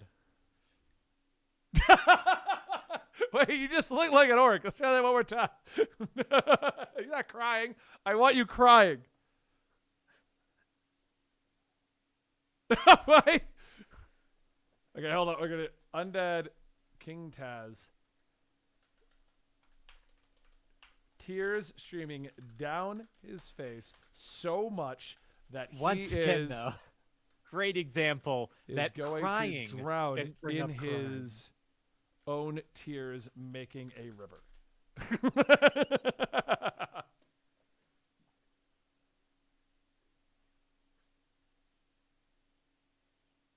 I did hear about the John Wick being shadowed. That. Oh, now you're just a monster. That one looks more like an undead King Taz than the 2 orcs. Ultimate Super Carlos. He is ultimate.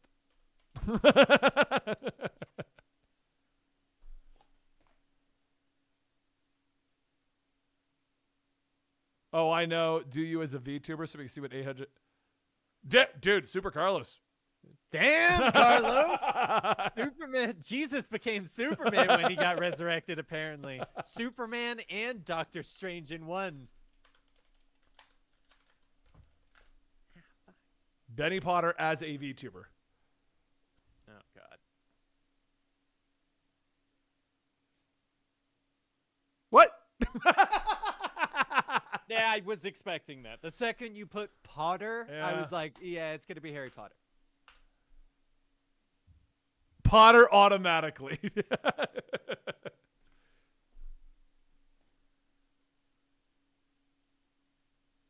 What? That's... Oh, I guess I'm done here.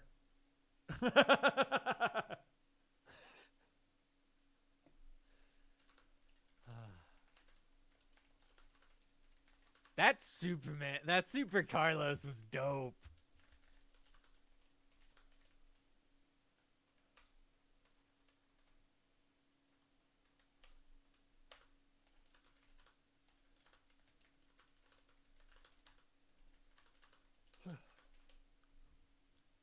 Going to end it on this last one. I said a pizza monster attempted to conquer a city, but a pizza superhero is stopping him. The dam is broken and a wave of sauce is coming for them.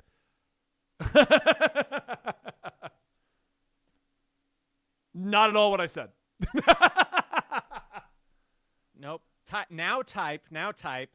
Here, I'm actually. Hold on, gonna I gotta type save Super Carlos. He said he wanted his. I'll get Bat Megs too, because I'm sure she would love some AI art.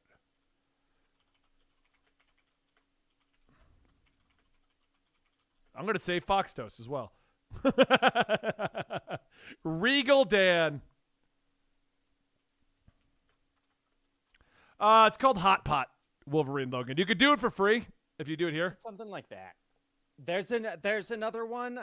It's called CVT AI. There's a lot of them. Warning, that one's got a lot of not safe for work prompts in it. It does have a filter though. I'm just telling you. Link me that one for research.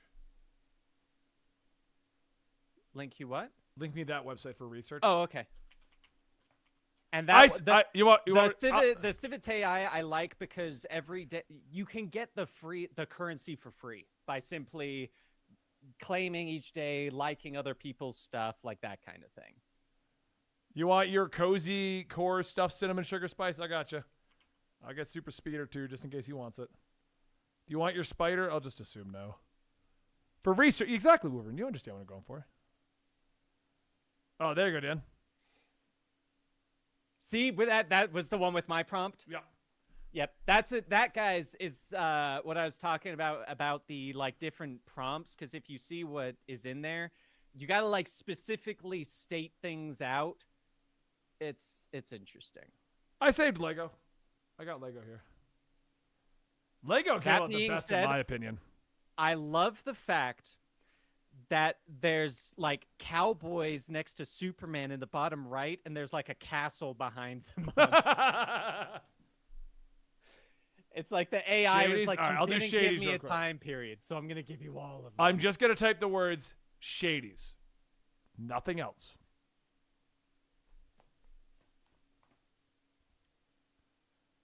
Oh yeah, make sure to save the Lego monster. I got like I just sent him his. Oh, okay, cool. Oh. Shady's just made an environment. Yeah. I mean, it makes sense. There's a lot of shade. Shady's as a person. Oh, I didn't hit create.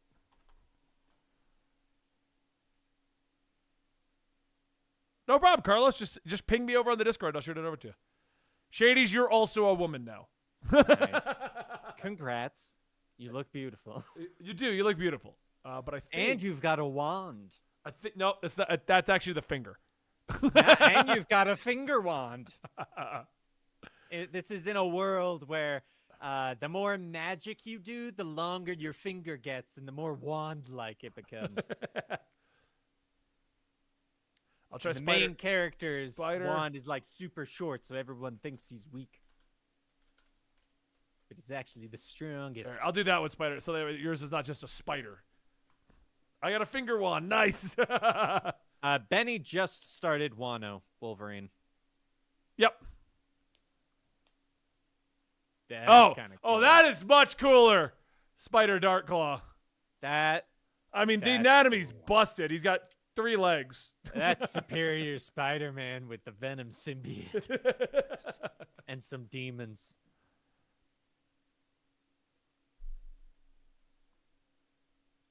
Hey, Dan. We're back on screen.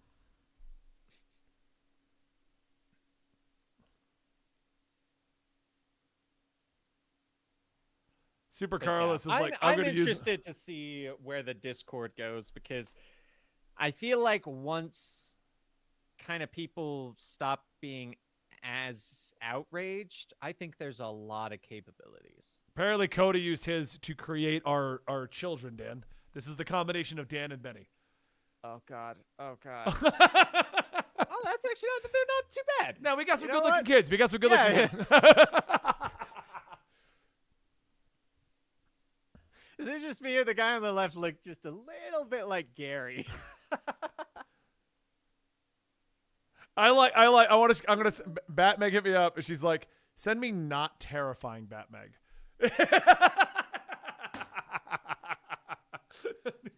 You know what? You don't want the weird anatomy of like armpit heads and. There were so many heads on that Batman. Yeah, if you DM me on Discord, I'll shoot it over to you, Cinnamon. That was funny. I've got everyone saved, I think. Yeah, I got everyone because they're shitty. That was fun. That was fun. You know what? You could do streams like that, and I bet you'd get a lot of viewers. We got a lot more. AI I mean, we can fuck with that all. I fuck with that all the time for fun, and I do it as literally for fun, and then I go draw. I go do actual art. Honestly, yeah. Like when I did it, I made some, and I looked at it, and I was like, I kind of want to learn how to draw because I really like this art style, and now that I'm seeing it like this. If you're really ever cool. actually interested, Dan, I will give you all the classes that I paid for and downloaded. Oh, sweet. Yeah, it's from an ex-Blizzard artist. Oh, cool. Yeah. I mean, I have always wanted to learn to draw. My biggest problem, and this is just simply I need to work on, I struggle with the patience. So because in my head, okay. I start it and I'm like, I want this to be done already. So I will agree with that. That was my biggest hurdle to get over in the beginning. What I first off did was I put music or I put shows in the background while I'm doing it. And sure, the drawing's going to take me a little bit longer, but I'm enjoying the overall thing. My biggest problem was I felt like because I used to be an art major, I wanted to be better now. So what I started doing was I would set aside, and this is for everybody who wants to learn how to do art, okay? Because I did art 20 years ago, so I had a basis, but I wanted to do it again. And you were mostly charcoal. I was charcoal and painting, yes. I wasn't much sketch work. So what I did is I would set aside 30 minutes every day. It would either be in the morning, at night, I would find a time. For me, it worked out best to do it in the morning. 30 minutes a day to sit down with the sketchbook. And what I would do to start, wouldn't try to take lessons, wouldn't try to do anything. I just bought a pencil and a notepad, okay? And I would just pull up an image, and I would just try to draw the image. Now, what I found is there is a plethora. I said that word, right? A plethora. Plethora. There's a plethora of free content on YouTube to show you how to draw. And that's how I found this guy, Mark Brunette. And what he does is he'll teach you lessons, but in the background of the lesson, he's showing you from the sketch quick figure to the final piece how to go across it. So what I would do is I would copy every step. I would start it at stick figure and do exactly what he did, make it look as close as I can, and move to the next step and the next step and the next step. And then I got to a point where he'd always try to promote his art class, and I got to a point where I'm like, okay, I've done as much as I can do off of his YouTube. Let me do that. Right. Now what I do is every morning I wake up, I grab 3 images that I downloaded somewhere on the internet, and I do quick sketches for all of them. Then I pick one of them, and I try to start deepening it, shading it, messing with it. What I'm at now is I do a lot of flat coloring, which is no shading to the coloring, but you're getting the coloring down. And the shading's what I'm trying to really learn, and more stuff. Interesting. Yeah, I might take you up on that. Yeah, but like especially I said, if they like, I like that idea of, not tracing but replicating. Because I'll say I am very good at that. So like, if I'm looking at something and I'm drawing it, like I can almost. So you can trace and it'll look just like the object. The issue with tracing is you're not learning the fundamentals. Okay? So what I do with a lot of the more current stuff, I'll do the replication. I'll make the image like I want it, right? To make sure that I have the fundamentals, I have the anatomy, I have the boxes, the shapes, all that stuff down. And then sometimes if like this morning was a great example. I did that and I knew getting from that sketch, which was pretty much where I needed it, to being able to shade it was going to take me a lot more time. So what I did then was I lined up my sketch over the image to make sure I did it right, and then I just traced the image. And because what I wanted to learn today in practice was shading. So I had a limited amount of time. So I was like, okay, I did the anatomy, I got that down. This is going to take a while to get to here. Let me just trace now that I know I got that right, so I can just work on shading. It's no different than what we do things like at rock climbing, where you're like, I have a problem with this portion of the issue, but it takes me a while to get to there to practice it. So let me just practice here, and then I put together my fundamentals. So, but tracing isn't terrible, but if you don't know the fundamentals, you'll never go beyond tracing. That's the issue. I was trying to find the one image of the one art I actually did. But motivation is the biggest issue, because the issue you're going to run into when you all want to start doing any hobby, it's not just art, you're going to sit down and you're going to be like, wow, I suck. I fucking suck. Which was very irritating for me, because back when I was 20, I was getting grants for doing my art. So sitting down and sucking really demotivated me. Yeah. So what I said was, okay, I'm going to get frustrated. I'm going to get irritated. Just do 30 minutes. 30 minutes with a pencil in hand and see what I can make. And then what ended up happening was, as time went on, that 30 minutes stopped being like a limit. That 30 minutes started being like, well, I just want to keep sketching now because I'm doing okay with it. But give yourself, any hobby I do, I give myself 30 minutes to see what I can do. And I do it for a couple of days to see if I'm enjoying it. Sucking is the first step to kind of being good at something. Jake the dog. Yep. We did not do Tevye. Tevye didn't talk. He's still not in here. There he is.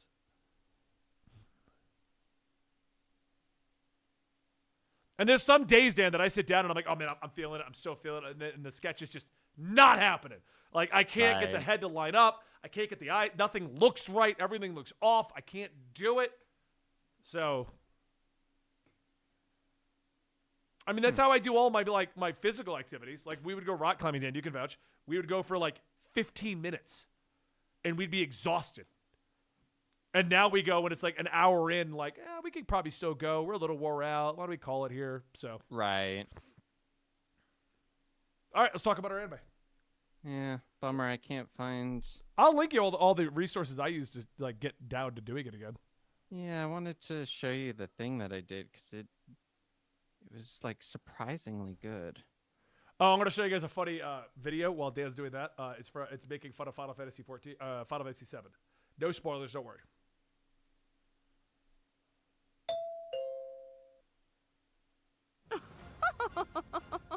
Is that the best you can do, Avalanche? Pathetic. I'll crush you like a worm!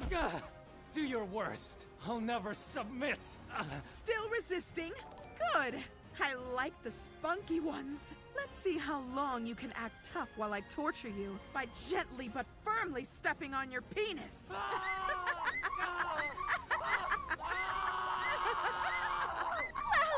Oh no! Please!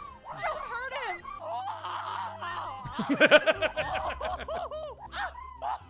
Yeah! Damn you, woman! Let him go! Take me instead! Yeah, mama!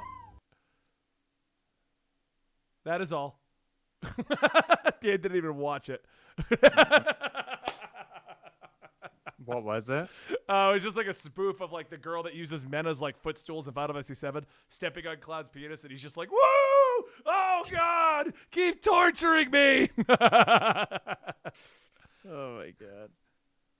Oh, here we go. Here we go. I finally found it. Really? Because This- I've been waiting forever to do this podcast. I know. It's crazy how I've been the one holding us up. This is like the stuff I'm capable of when I'm replicating. Yeah. Like, I'm good when I see the image right next to what I'm Well, doing. I mean, you know that's how But most yes, I art need works, to- right? You need a reference. Most. I know. You can No, I do some know. stuff out of your head, but a lot of poses, dynamic poses. That's what I'll use the AI for, is getting those poses like you were talking about. Yeah. So, all right, let's do this. All right. Stop holding us up, Benny. God damn it, Dan.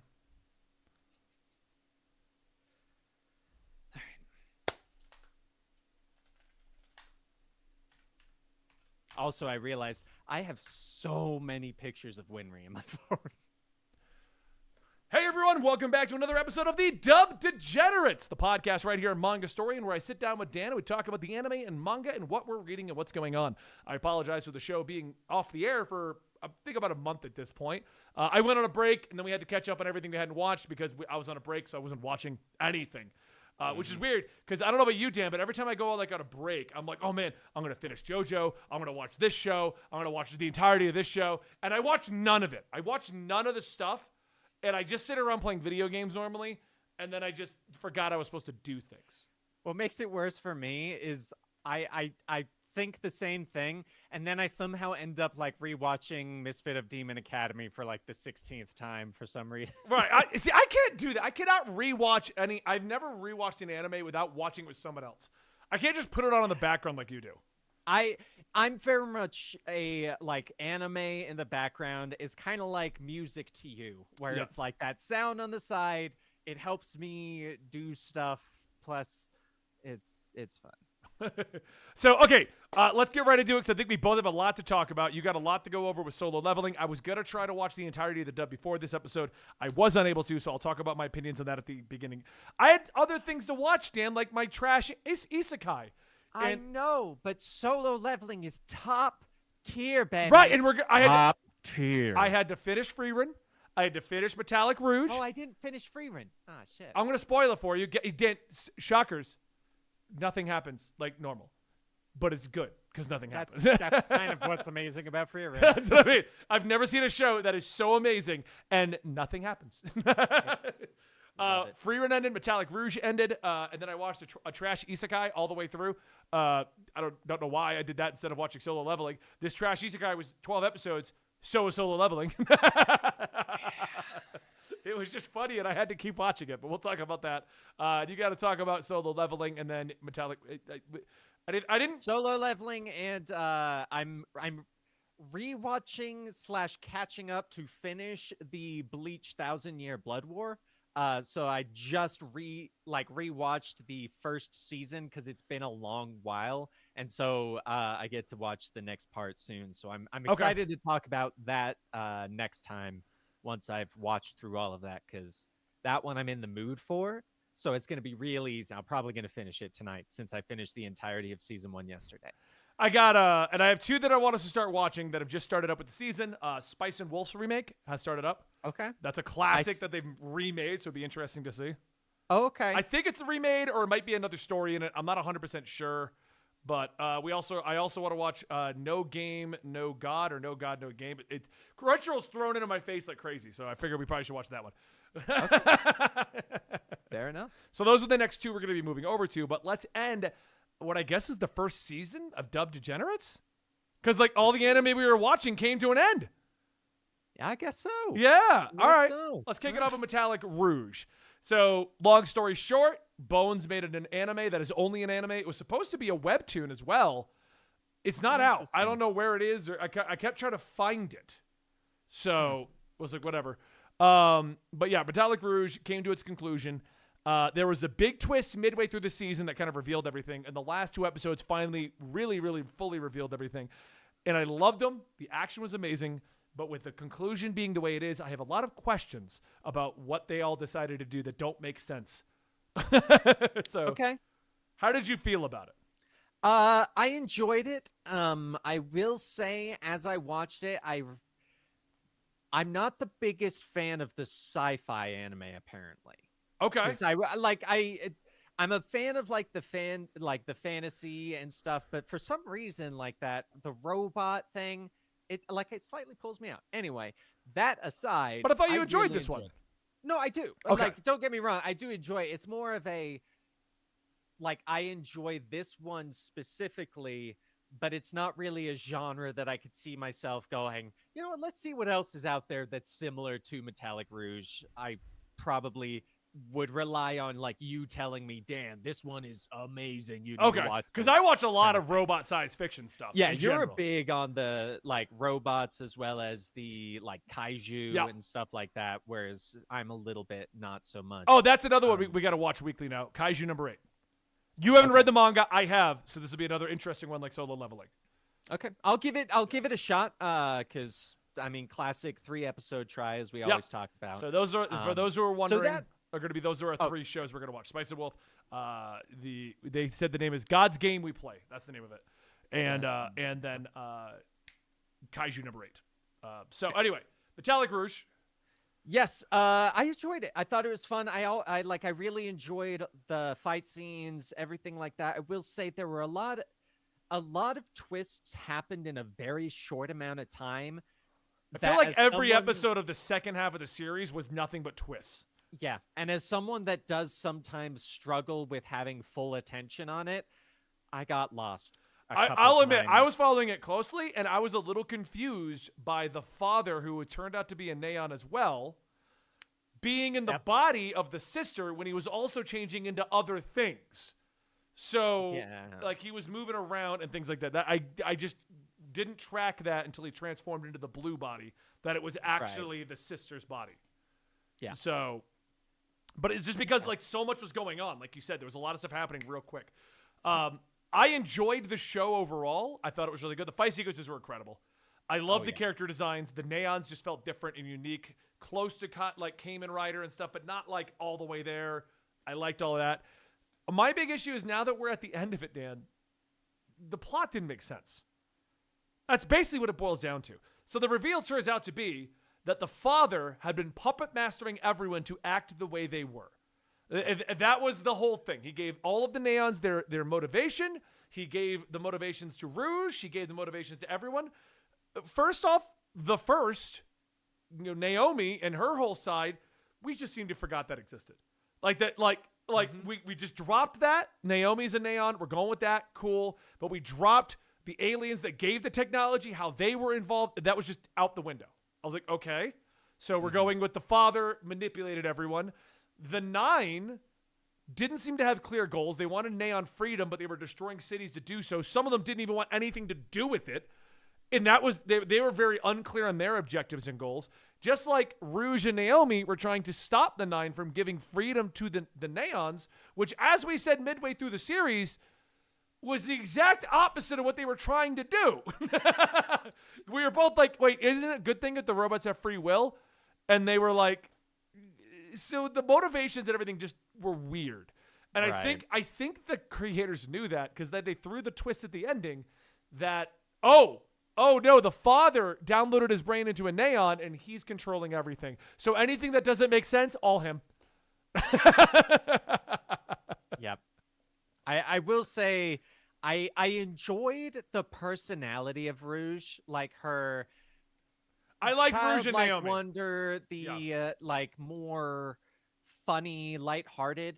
That being said, her lack of knowledge on basically everything made it difficult for me because of the fact that it felt like I was missing a big portion of that kind of inner monologue / narration of how the viewer should be feeling. Yeah.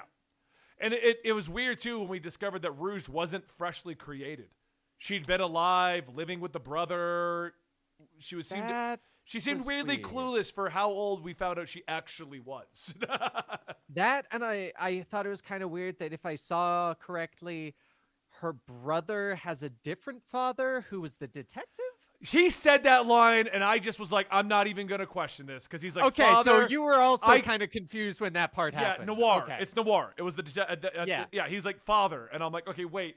I thought the old man that was in the Puppet Master was the father of both of them.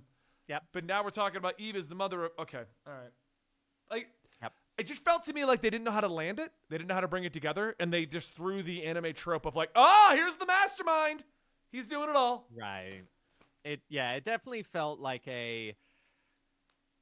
one of those ones where it starts off with such a focused bad guy / objective that as it went on, they were kind of like, hey, you see this? That's just the nucleus. This is everything that's going on. Here it is all in your face at the same time. And so that part I wasn't the biggest fan of. But that aside, the animation was fun. The music was fun. I felt bad for Scion when she died. Cyan. And her last thing just being like, am I your sister? And Rouge is in tears saying, you are my sister. Of course you are. And then she's like, can we just have pancakes? And then she died. I'm like, oh, that was sad. It's like, what is with the neons and the 9 wanting sugary food? That's true. I didn't even think about that connection. Okay, so now that it's over, do we think it's going to get a season 2? Because they kind of buttoned up the main plot. They did open it up as this is now the big bad, and we'd have to go fight. But they've barely touched on that. So that they definitely left it open for, if we get a season 2, here's who we're going to fight. But that was it. I don't know. I don't think so. There was nothing about this that felt groundbreaking to me. Yeah. Like game-changing in the anime space, as well as based on the popularity I saw it on the subreddit, how basically after those first couple episodes, it really started falling off. Yeah, there's a lot of fall off on it. I looked at my anime list, and it only got a 6. Oh, wow. Yeah, so I liked it. If you like, I will say, if you like convoluted plots, because I mean I like convoluted plots, people do, right? And you like crazy action and just kind of like a buddy cop dynamic, it is a good show. But I think the issue with it is there's way too many better anime I could recommend in the same space. Mm-hmm. So it's more of a fun watch. I do like it. I do like the characters. I would love a season 2, but I don't think it's going to get one. Yeah, same. And it's sad because there's no manga for me to go read. Like, oh, I'll just see what happens to Rouge. Yeah, it is a shame on that because it's like it's fun when everyone experiencing it is experiencing new information at the same time. Yeah. So all right, next up on the list, let's do your solo leveling. So good. Okay, so I watched the entire thing in sub as well as in dub, and I will say both are amazing. The dub in this is phenomenal. Alex Lay, I believe is his name, frickin' knocked it out of the park with this because it feels the drama, the emotion, the personality changes, you really feel all of them as if you are experiencing it with him.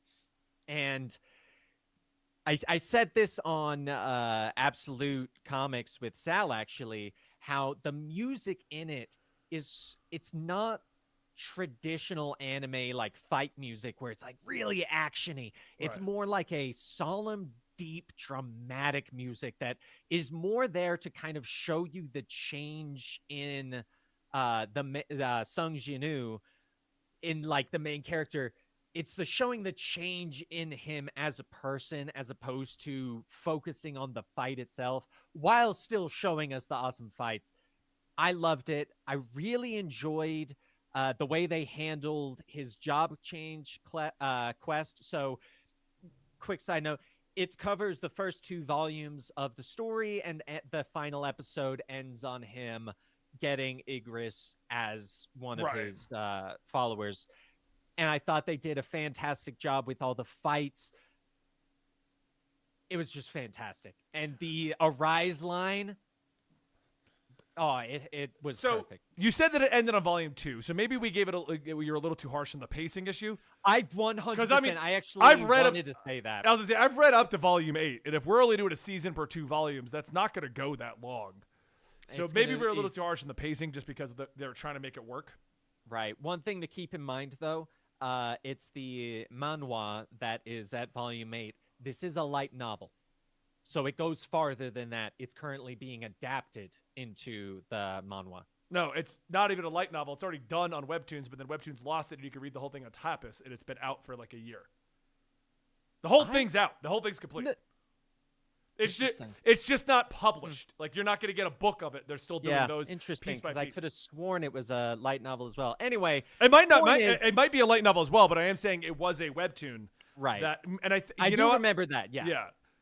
Maybe it was a light novel that got turned into the webtoon, and the webtoon lost it and it moved into Tapas, and now it's over in Tapas. And you can read the entire. I think that might be. I don't know. It's weird. Way, yeah. Either way, I apologize for my judgments on like those first couple of episodes, because looking at it from a full season point of view, it was so needed to really set the tone of who he was, of the world that he existed in before everything that happened. Like it was needed. I'm glad that they're also doing the Jeju Island stuff on the side throughout all of this, because it allows us to kind of see more of the capabilities of all the other characters, because we do mostly just see overpowered Jinu. Yeah. This for me, I'm gonna watch the 9.5 out of 10. I was like, I am going to watch the dub now that it's out. I just need to blitz that down next because like I said, watch the trash isekai instead. This is one I guarantee I will rewatch this multiple times. I know already that I will. So, okay. Well, I mean, so we already know it's getting it, but now that season 1 is done, Dan, do you think it's getting a season 2? I think did this one get confirmed for a season 3 already? I think it did. I think it got confirmed for 2 and 3. I think it's gonna cover all the way up to that Jeju Island raid.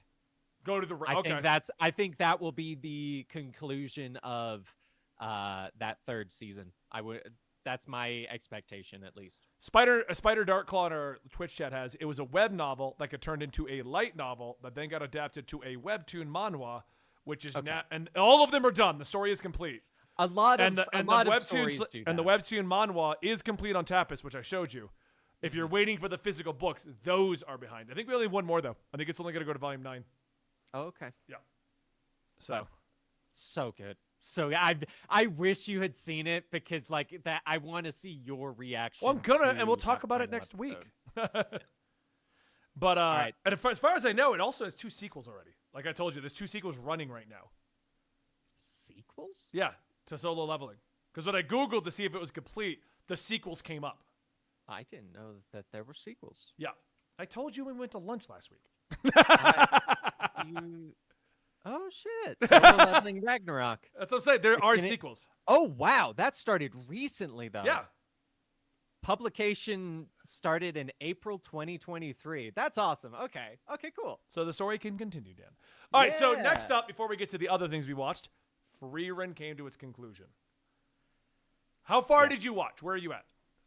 So let me open it, because I watched that they were doing the wizard test, and she completely dominated the old guy, and the old guy's like, oh. So you're at the wizarding exam. Okay. I won't tell you. I got to episode 24 out of 28. Yeah, it's like 28. I thought it was 26. All right, either way.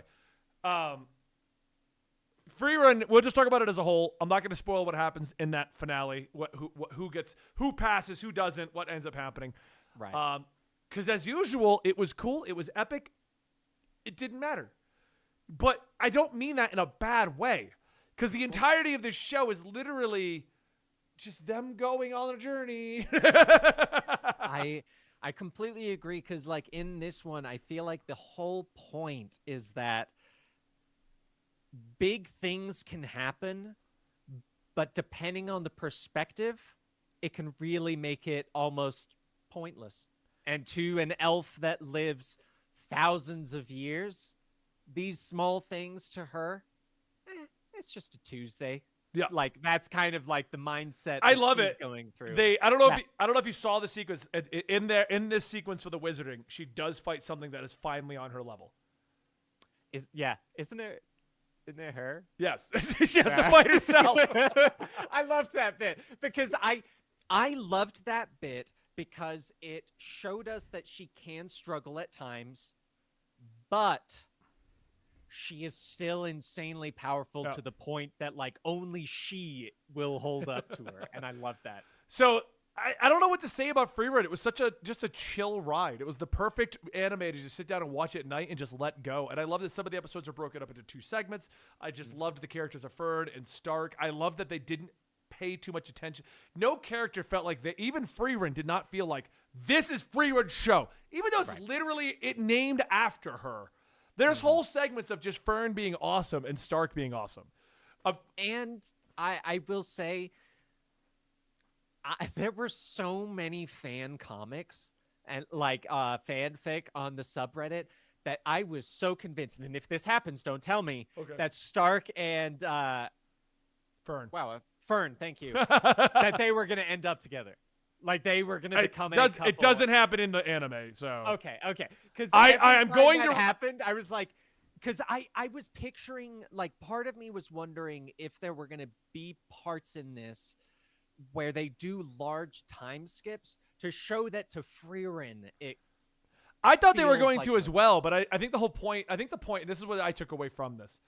Frieren missed out on Himmel and Heiter, and she missed out on it not because she didn't appreciate that friendship and she didn't understand what she was missing out on. And I feel like the whole point of this series is this time around she will appreciate Fern and she will appreciate Stark and she will appreciate, I can't remember his name now, the guy that was with them for a little while, but it changed the dynamic too. Oh yeah, like the doctor guy. Yeah, I got a feeling he left because the dynamic changed. It turned into mommy, daddy, kids, and it was like, that's a little. Yeah, like having that secondary adult figure in it kind of was like. Cian, maybe, yeah. Maybe no. Oh yeah. The Chad is telling us it's hinted at since episode 5. No, I mean, if you don't think they're going to end up together eventually.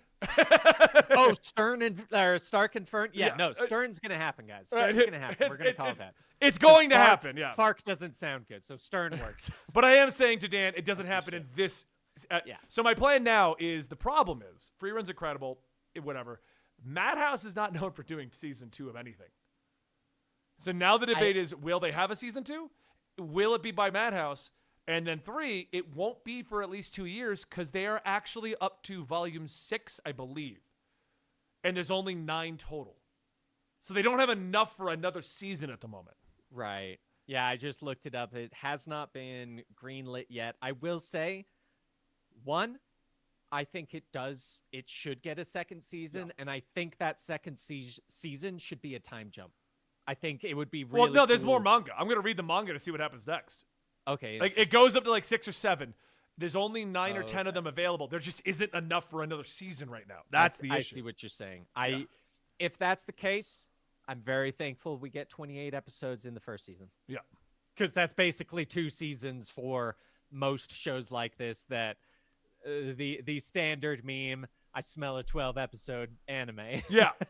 So it was funny. So, okay, I think that's Free Run, Solo Leveling, and Metallic Rouge. Do we have any other? I did not watch any more JoJo. I watched one episode in which it was Josuke and Joseph were trying to raise a baby that turned invisible whenever it cried. It was very weird and just standard JoJo. It was funny. That's all I watched of JoJo. I didn't watch any more yet. Okay.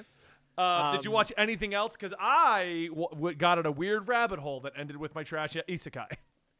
Okay, so first I will say, because I started watching this, or rewatching this, Eminence in Shadow, if you guys want like an isekai that makes fun of majority of tropes, but is still like surprisingly good, Eminence in Shadow on Hulu, highly recommend. However, partway through that, I remembered that I had not finished the Bleach 1,000 Year Blood War, and I wanted to mention that real quick for the season 1. I really enjoy this. I think they've done a lot of stuff to Bleach that made this feel new, but still felt like I was watching the characters from the original show. Very much enjoyed it. It's getting crazy, and I am so excited to see the next season because of the way that they end Kenpachi Zaraki in the first season, because he's one of my favorite characters. Oh my God, I am so excited to see what happens with him because we still have not, or I still have not seen his Shikai or his Bankai. And I don't know if I assume they're going to show his Shikai in season 2. And I'm so excited for it. But so that one I wanted to mention because I do want to be reminded to talk about the season 2 on the next time we do this because I want to make sure that I watch that. I go for your weird one. Well, first up, because I did catch up on Delicious in Dungeon, and I've got a bone to pick with all of you hardcore anime fans. Okay, if you're recommending a series to someone and it's called Delicious in Dungeon on Netflix, stop telling people to watch Dungeon Meshi. Dungeon Meshi is not what it is in America. You can't find Dungeon Meshi without doing a bunch of Google searches to link the two of these together. I tweeted out this morning that I finished these other two things, and 3 people tweeted me going, have you seen Dungeon Meshi? And I'm like, Delicious in Dungeon? That's what it's called in America. And don't give me the shit of like, oh, we don't know what it's called in America. You knew it existed.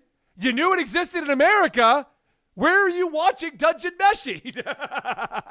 I 1000% agree. It is the most pretentious thing. I'll be honest, guys. It is the most pretentious thing because it's the standard, I know Japanese name for this thing. Because one of the most common ones to do it that I always forget, and I'm like, what the hell are these people talking about? Like Shingeki, I don't know the actual word. Attack on Titan. No one calls it Attack on Titan. And I'm like, you guys freaking suck because I don't want to be a part of this fandom if I don't always know what we're talking about. Yeah, it's like people that say Boku no Hero.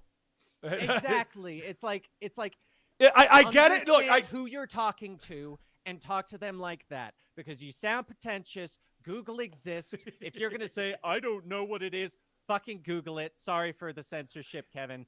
Frickin' Google it and tell me what it's actually called. Otherwise, I'm probably not going to watch it if that's the kind of fandom. Well, because here's the deal. You guys, before this, we were talking about a new webtoon, and it had 3 different names, and we couldn't find what you guys were all talking about because everyone wants to call it something else. I get it.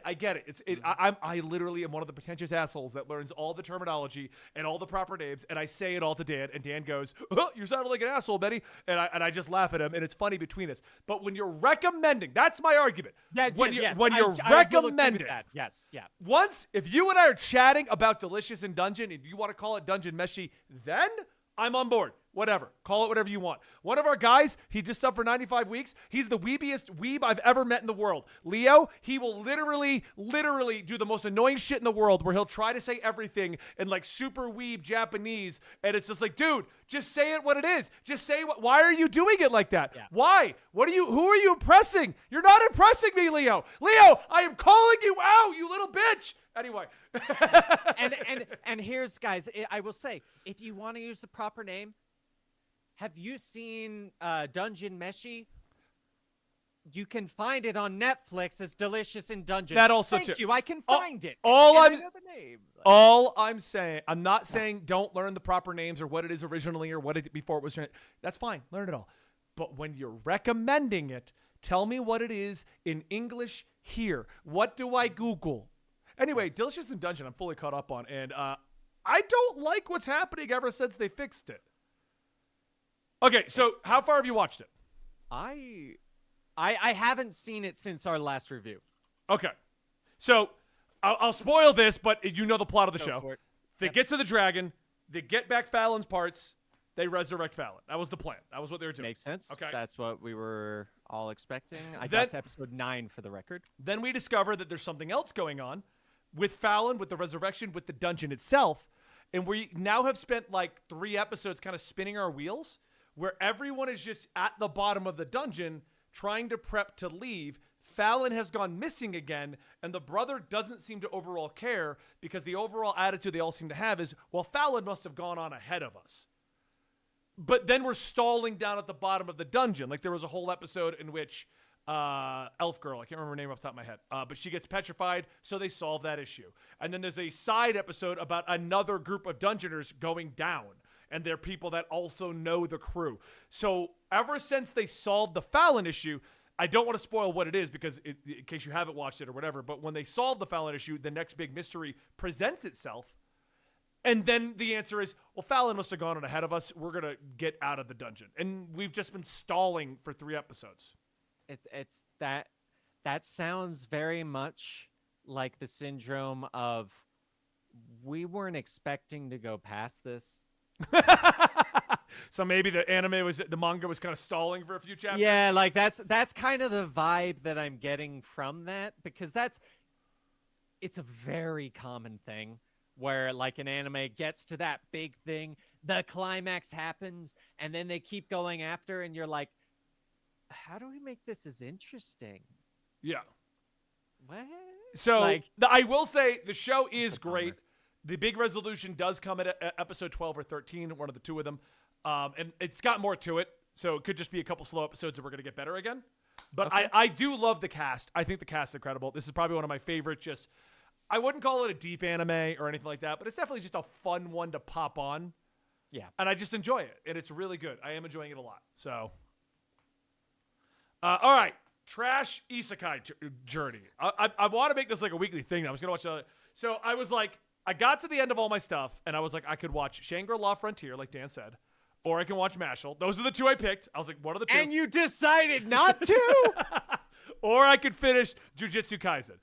3 wonderful That options. reminds me that I rewatched the entirety of Mashal because they started a season 2. So, okay, but what I'm saying is, also, I could watch Konosuba Season 2, which I haven't watched, because Konosuba 3 is coming out. So I was like, I could do one of these 4 options. All of them sound like great options. They're all great shows. But I was like, we're watching too many shonen-related things. Let me find something else, just like a something to mix up our anime viewing. So I went to Amazon to see what it recommended. And it always recommends everything with 9,000 different names. Like, I think I have one downloaded. It's like, I am the secretary to the Demon Lord at level 1 or whatever. And I'm like, whatever. I downloaded like 3 or 4 of them, okay? One of the ones I downloaded, because I was gonna just look at it, was Life with an Ordinary Guy Who Got Reincarnated as a Total Fantasy Knockout. And I was like, what the fudge is this? So I looked into it. And the plot is a guy gets reincarnated as the fantasy bombshell of the isekai with his best friend. And I'm like, okay, what is this? And so now my brain is like, what is this story? And I watched the trailer. And the trailer was like, this is a romantic comedy about a guy and a girl who used to be a guy. And I'm like, what? What am I watching? So I was like, where is it? And Crunchyroll's like, hey, Benny, we got all 12 episodes. So I was like, okay, what I'm going to do for the sake of the show with Dan, I'm going to start this and I'll stop it the moment it crosses the line that I'm assuming it's going to cross. And then that'll be a funny story on the podcast. I finished the freaking anime. Joke's on you, baby. So the plot is 2 guys, they're 32. That is a reoccurring theme that these are 2 32-year-old men, casual businessmen. They get drunk one night and one of them is like super awesome. All the girls like him. He's really good at everything and he draws all the attention from his buddy. The other guy is like, he's generic as hell. That's the point. He's literally so generic, he fades into the background, can't get any girls, doesn't do anything. He gets super drunk at a meeting after party. He passes out on the lawn with his buddy watching him, and his buddy's like, man, I wish I could just get you home safely. And the other guy goes, man, I wish I was just a blonde bombshell in a fantasy adventure. The goddess of love arrives, grants those 2 wishes, and then warps them to an isekai where they have to kill the Demon Lord.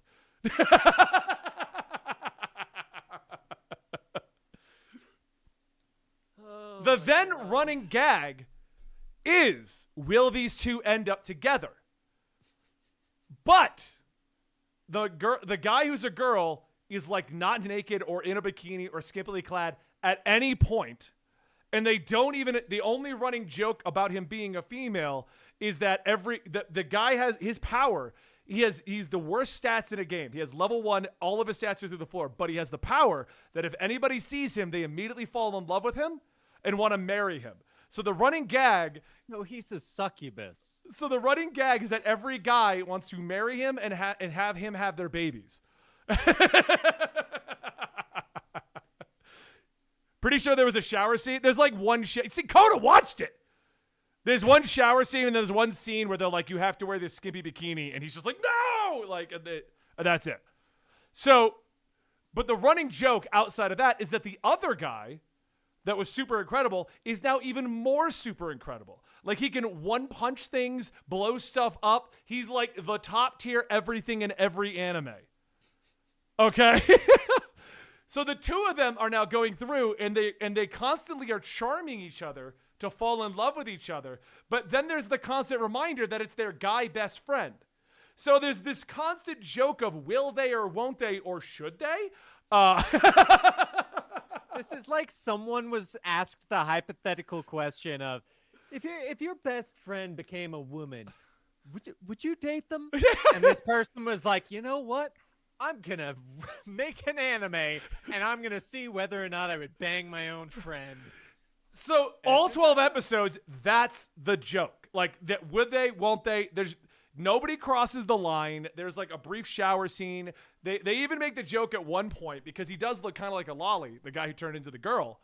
And they're like, he finally gets alone in the bath, and he comes out, and the guy's like, so what did you do? And he's like, I'm actually disappointed. I thought I'd finally get to be alone for a moment, but I look like my younger sister. I can't do anything. So all of the outfits that he's wearing are modest. There's other characters that are skimpily clad, but, you know, like they make a big stink about one scene where his stomach is exposed because the shirt lifts up. Because whenever he gets drunk, he wants to run around and get naked, but now he's in this tiny body, so he has one beer. So they're like, wait, what happens if you have one beer? And he's like, I'm running around naked. But naked was just like in boxers and a t-shirt. Like, it's the most like PG you would ever expect an anime of this caliber to be. So I'm sad though, it ended. It didn't conclude the plot, but there is a manga, and I'm now gonna read it. I'm gonna see where it goes. Because it did not get approved for season 2. Shockingly. Oh my god. So I watched all of that. Instead of Solo Leveling, instead of Jujutsu Kaisen, instead of Shangri-La, instead of Vashel, instead of JoJo. I can't wait for you to watch those, because of the fact that I can almost guarantee at least one of them you are going to be like, I don't know why I didn't watch this sooner. Oh, all of them. I can say all of them is going to be good. I know, especially Vashel. For those who are Googling it, it's super hard to find because it's got a stupid name like every other one does. Life with an ordinary guy who reincarnated as a total fantasy knockout. Sometimes we all just got to fall down the trash isekai route. Apparently, Coda says it's top tier and better than One Piece. So if I ever meet him, I'm going to knock his ass out. But oh my gosh. So the anime is basically like that one part. You can't hear me. The anime is basically like that one part from Punk Hazard where Sanji gets swapped into Nami's body. Oh, yeah. And Sanji's like trying to touch himself and stuff. This was tamer than that. That's actually impressive. I like Arcane Peyoso in our chat, though. Nah, bro. Tell me the Japanese name, or I can't find it. Now, guys, this is Dub Degenerates. We give you the dub title, not the subtitle. Oh, God. I'm going to butcher this. Okay, it's not shorter in Japanese. Fantijo, Bashijo, Jiniku, Onji-san. That is the one time you'll ever see me try to pronounce Japanese.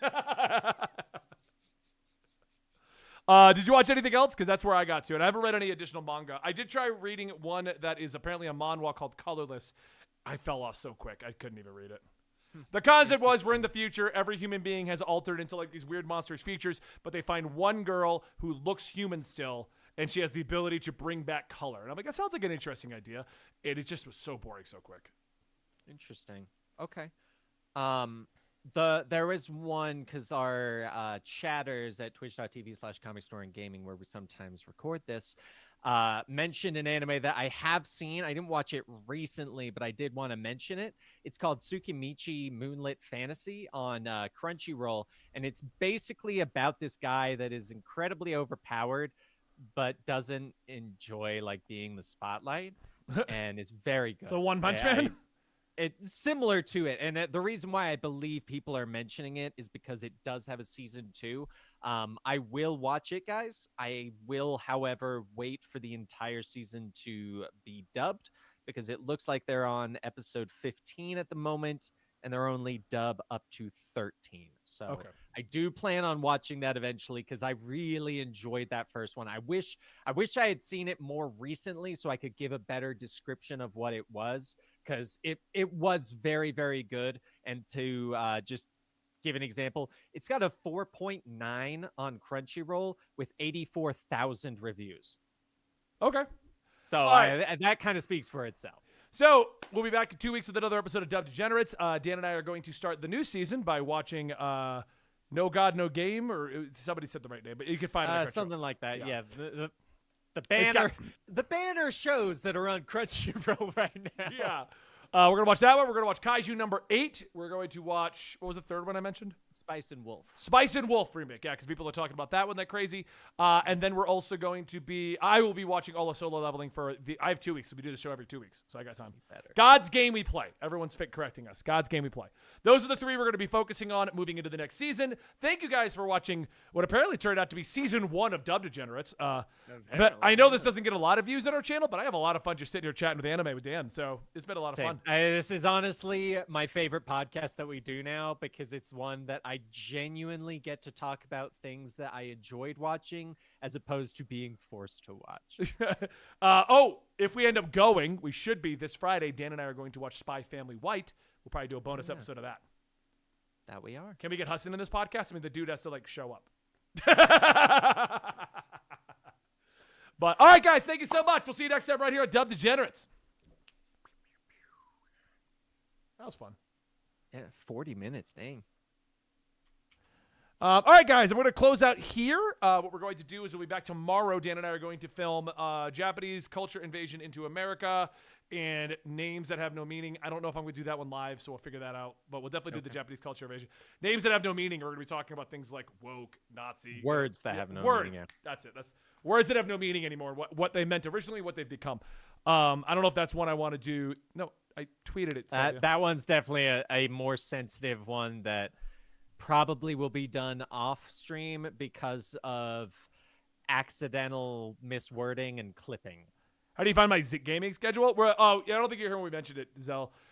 Basically, we're going to keep what we've been doing. I've just got a lot going on. This is the last of my priorities. I should be live tomorrow. We're going to film a couple of these, and then I'm going to do Suicide Squad to figure out Joker. Apparently, they're doing double XP so everybody can get Joker quicker.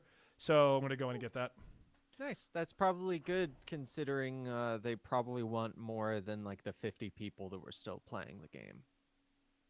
Yeah. And no Absolute Comics. Sal is on vacation, and the few topics Dan got wouldn't really be good with just me and Dan. So, yeah. So, all right, guys, we will catch you tomorrow. And Sal's coming back tonight. We're just not going to have AC this week. We'll have both shows next week before Sal and I leave for town. So, tomorrow, Suicide Squad, and we'll be filming some Benny Has a Problems. Thank you guys so much.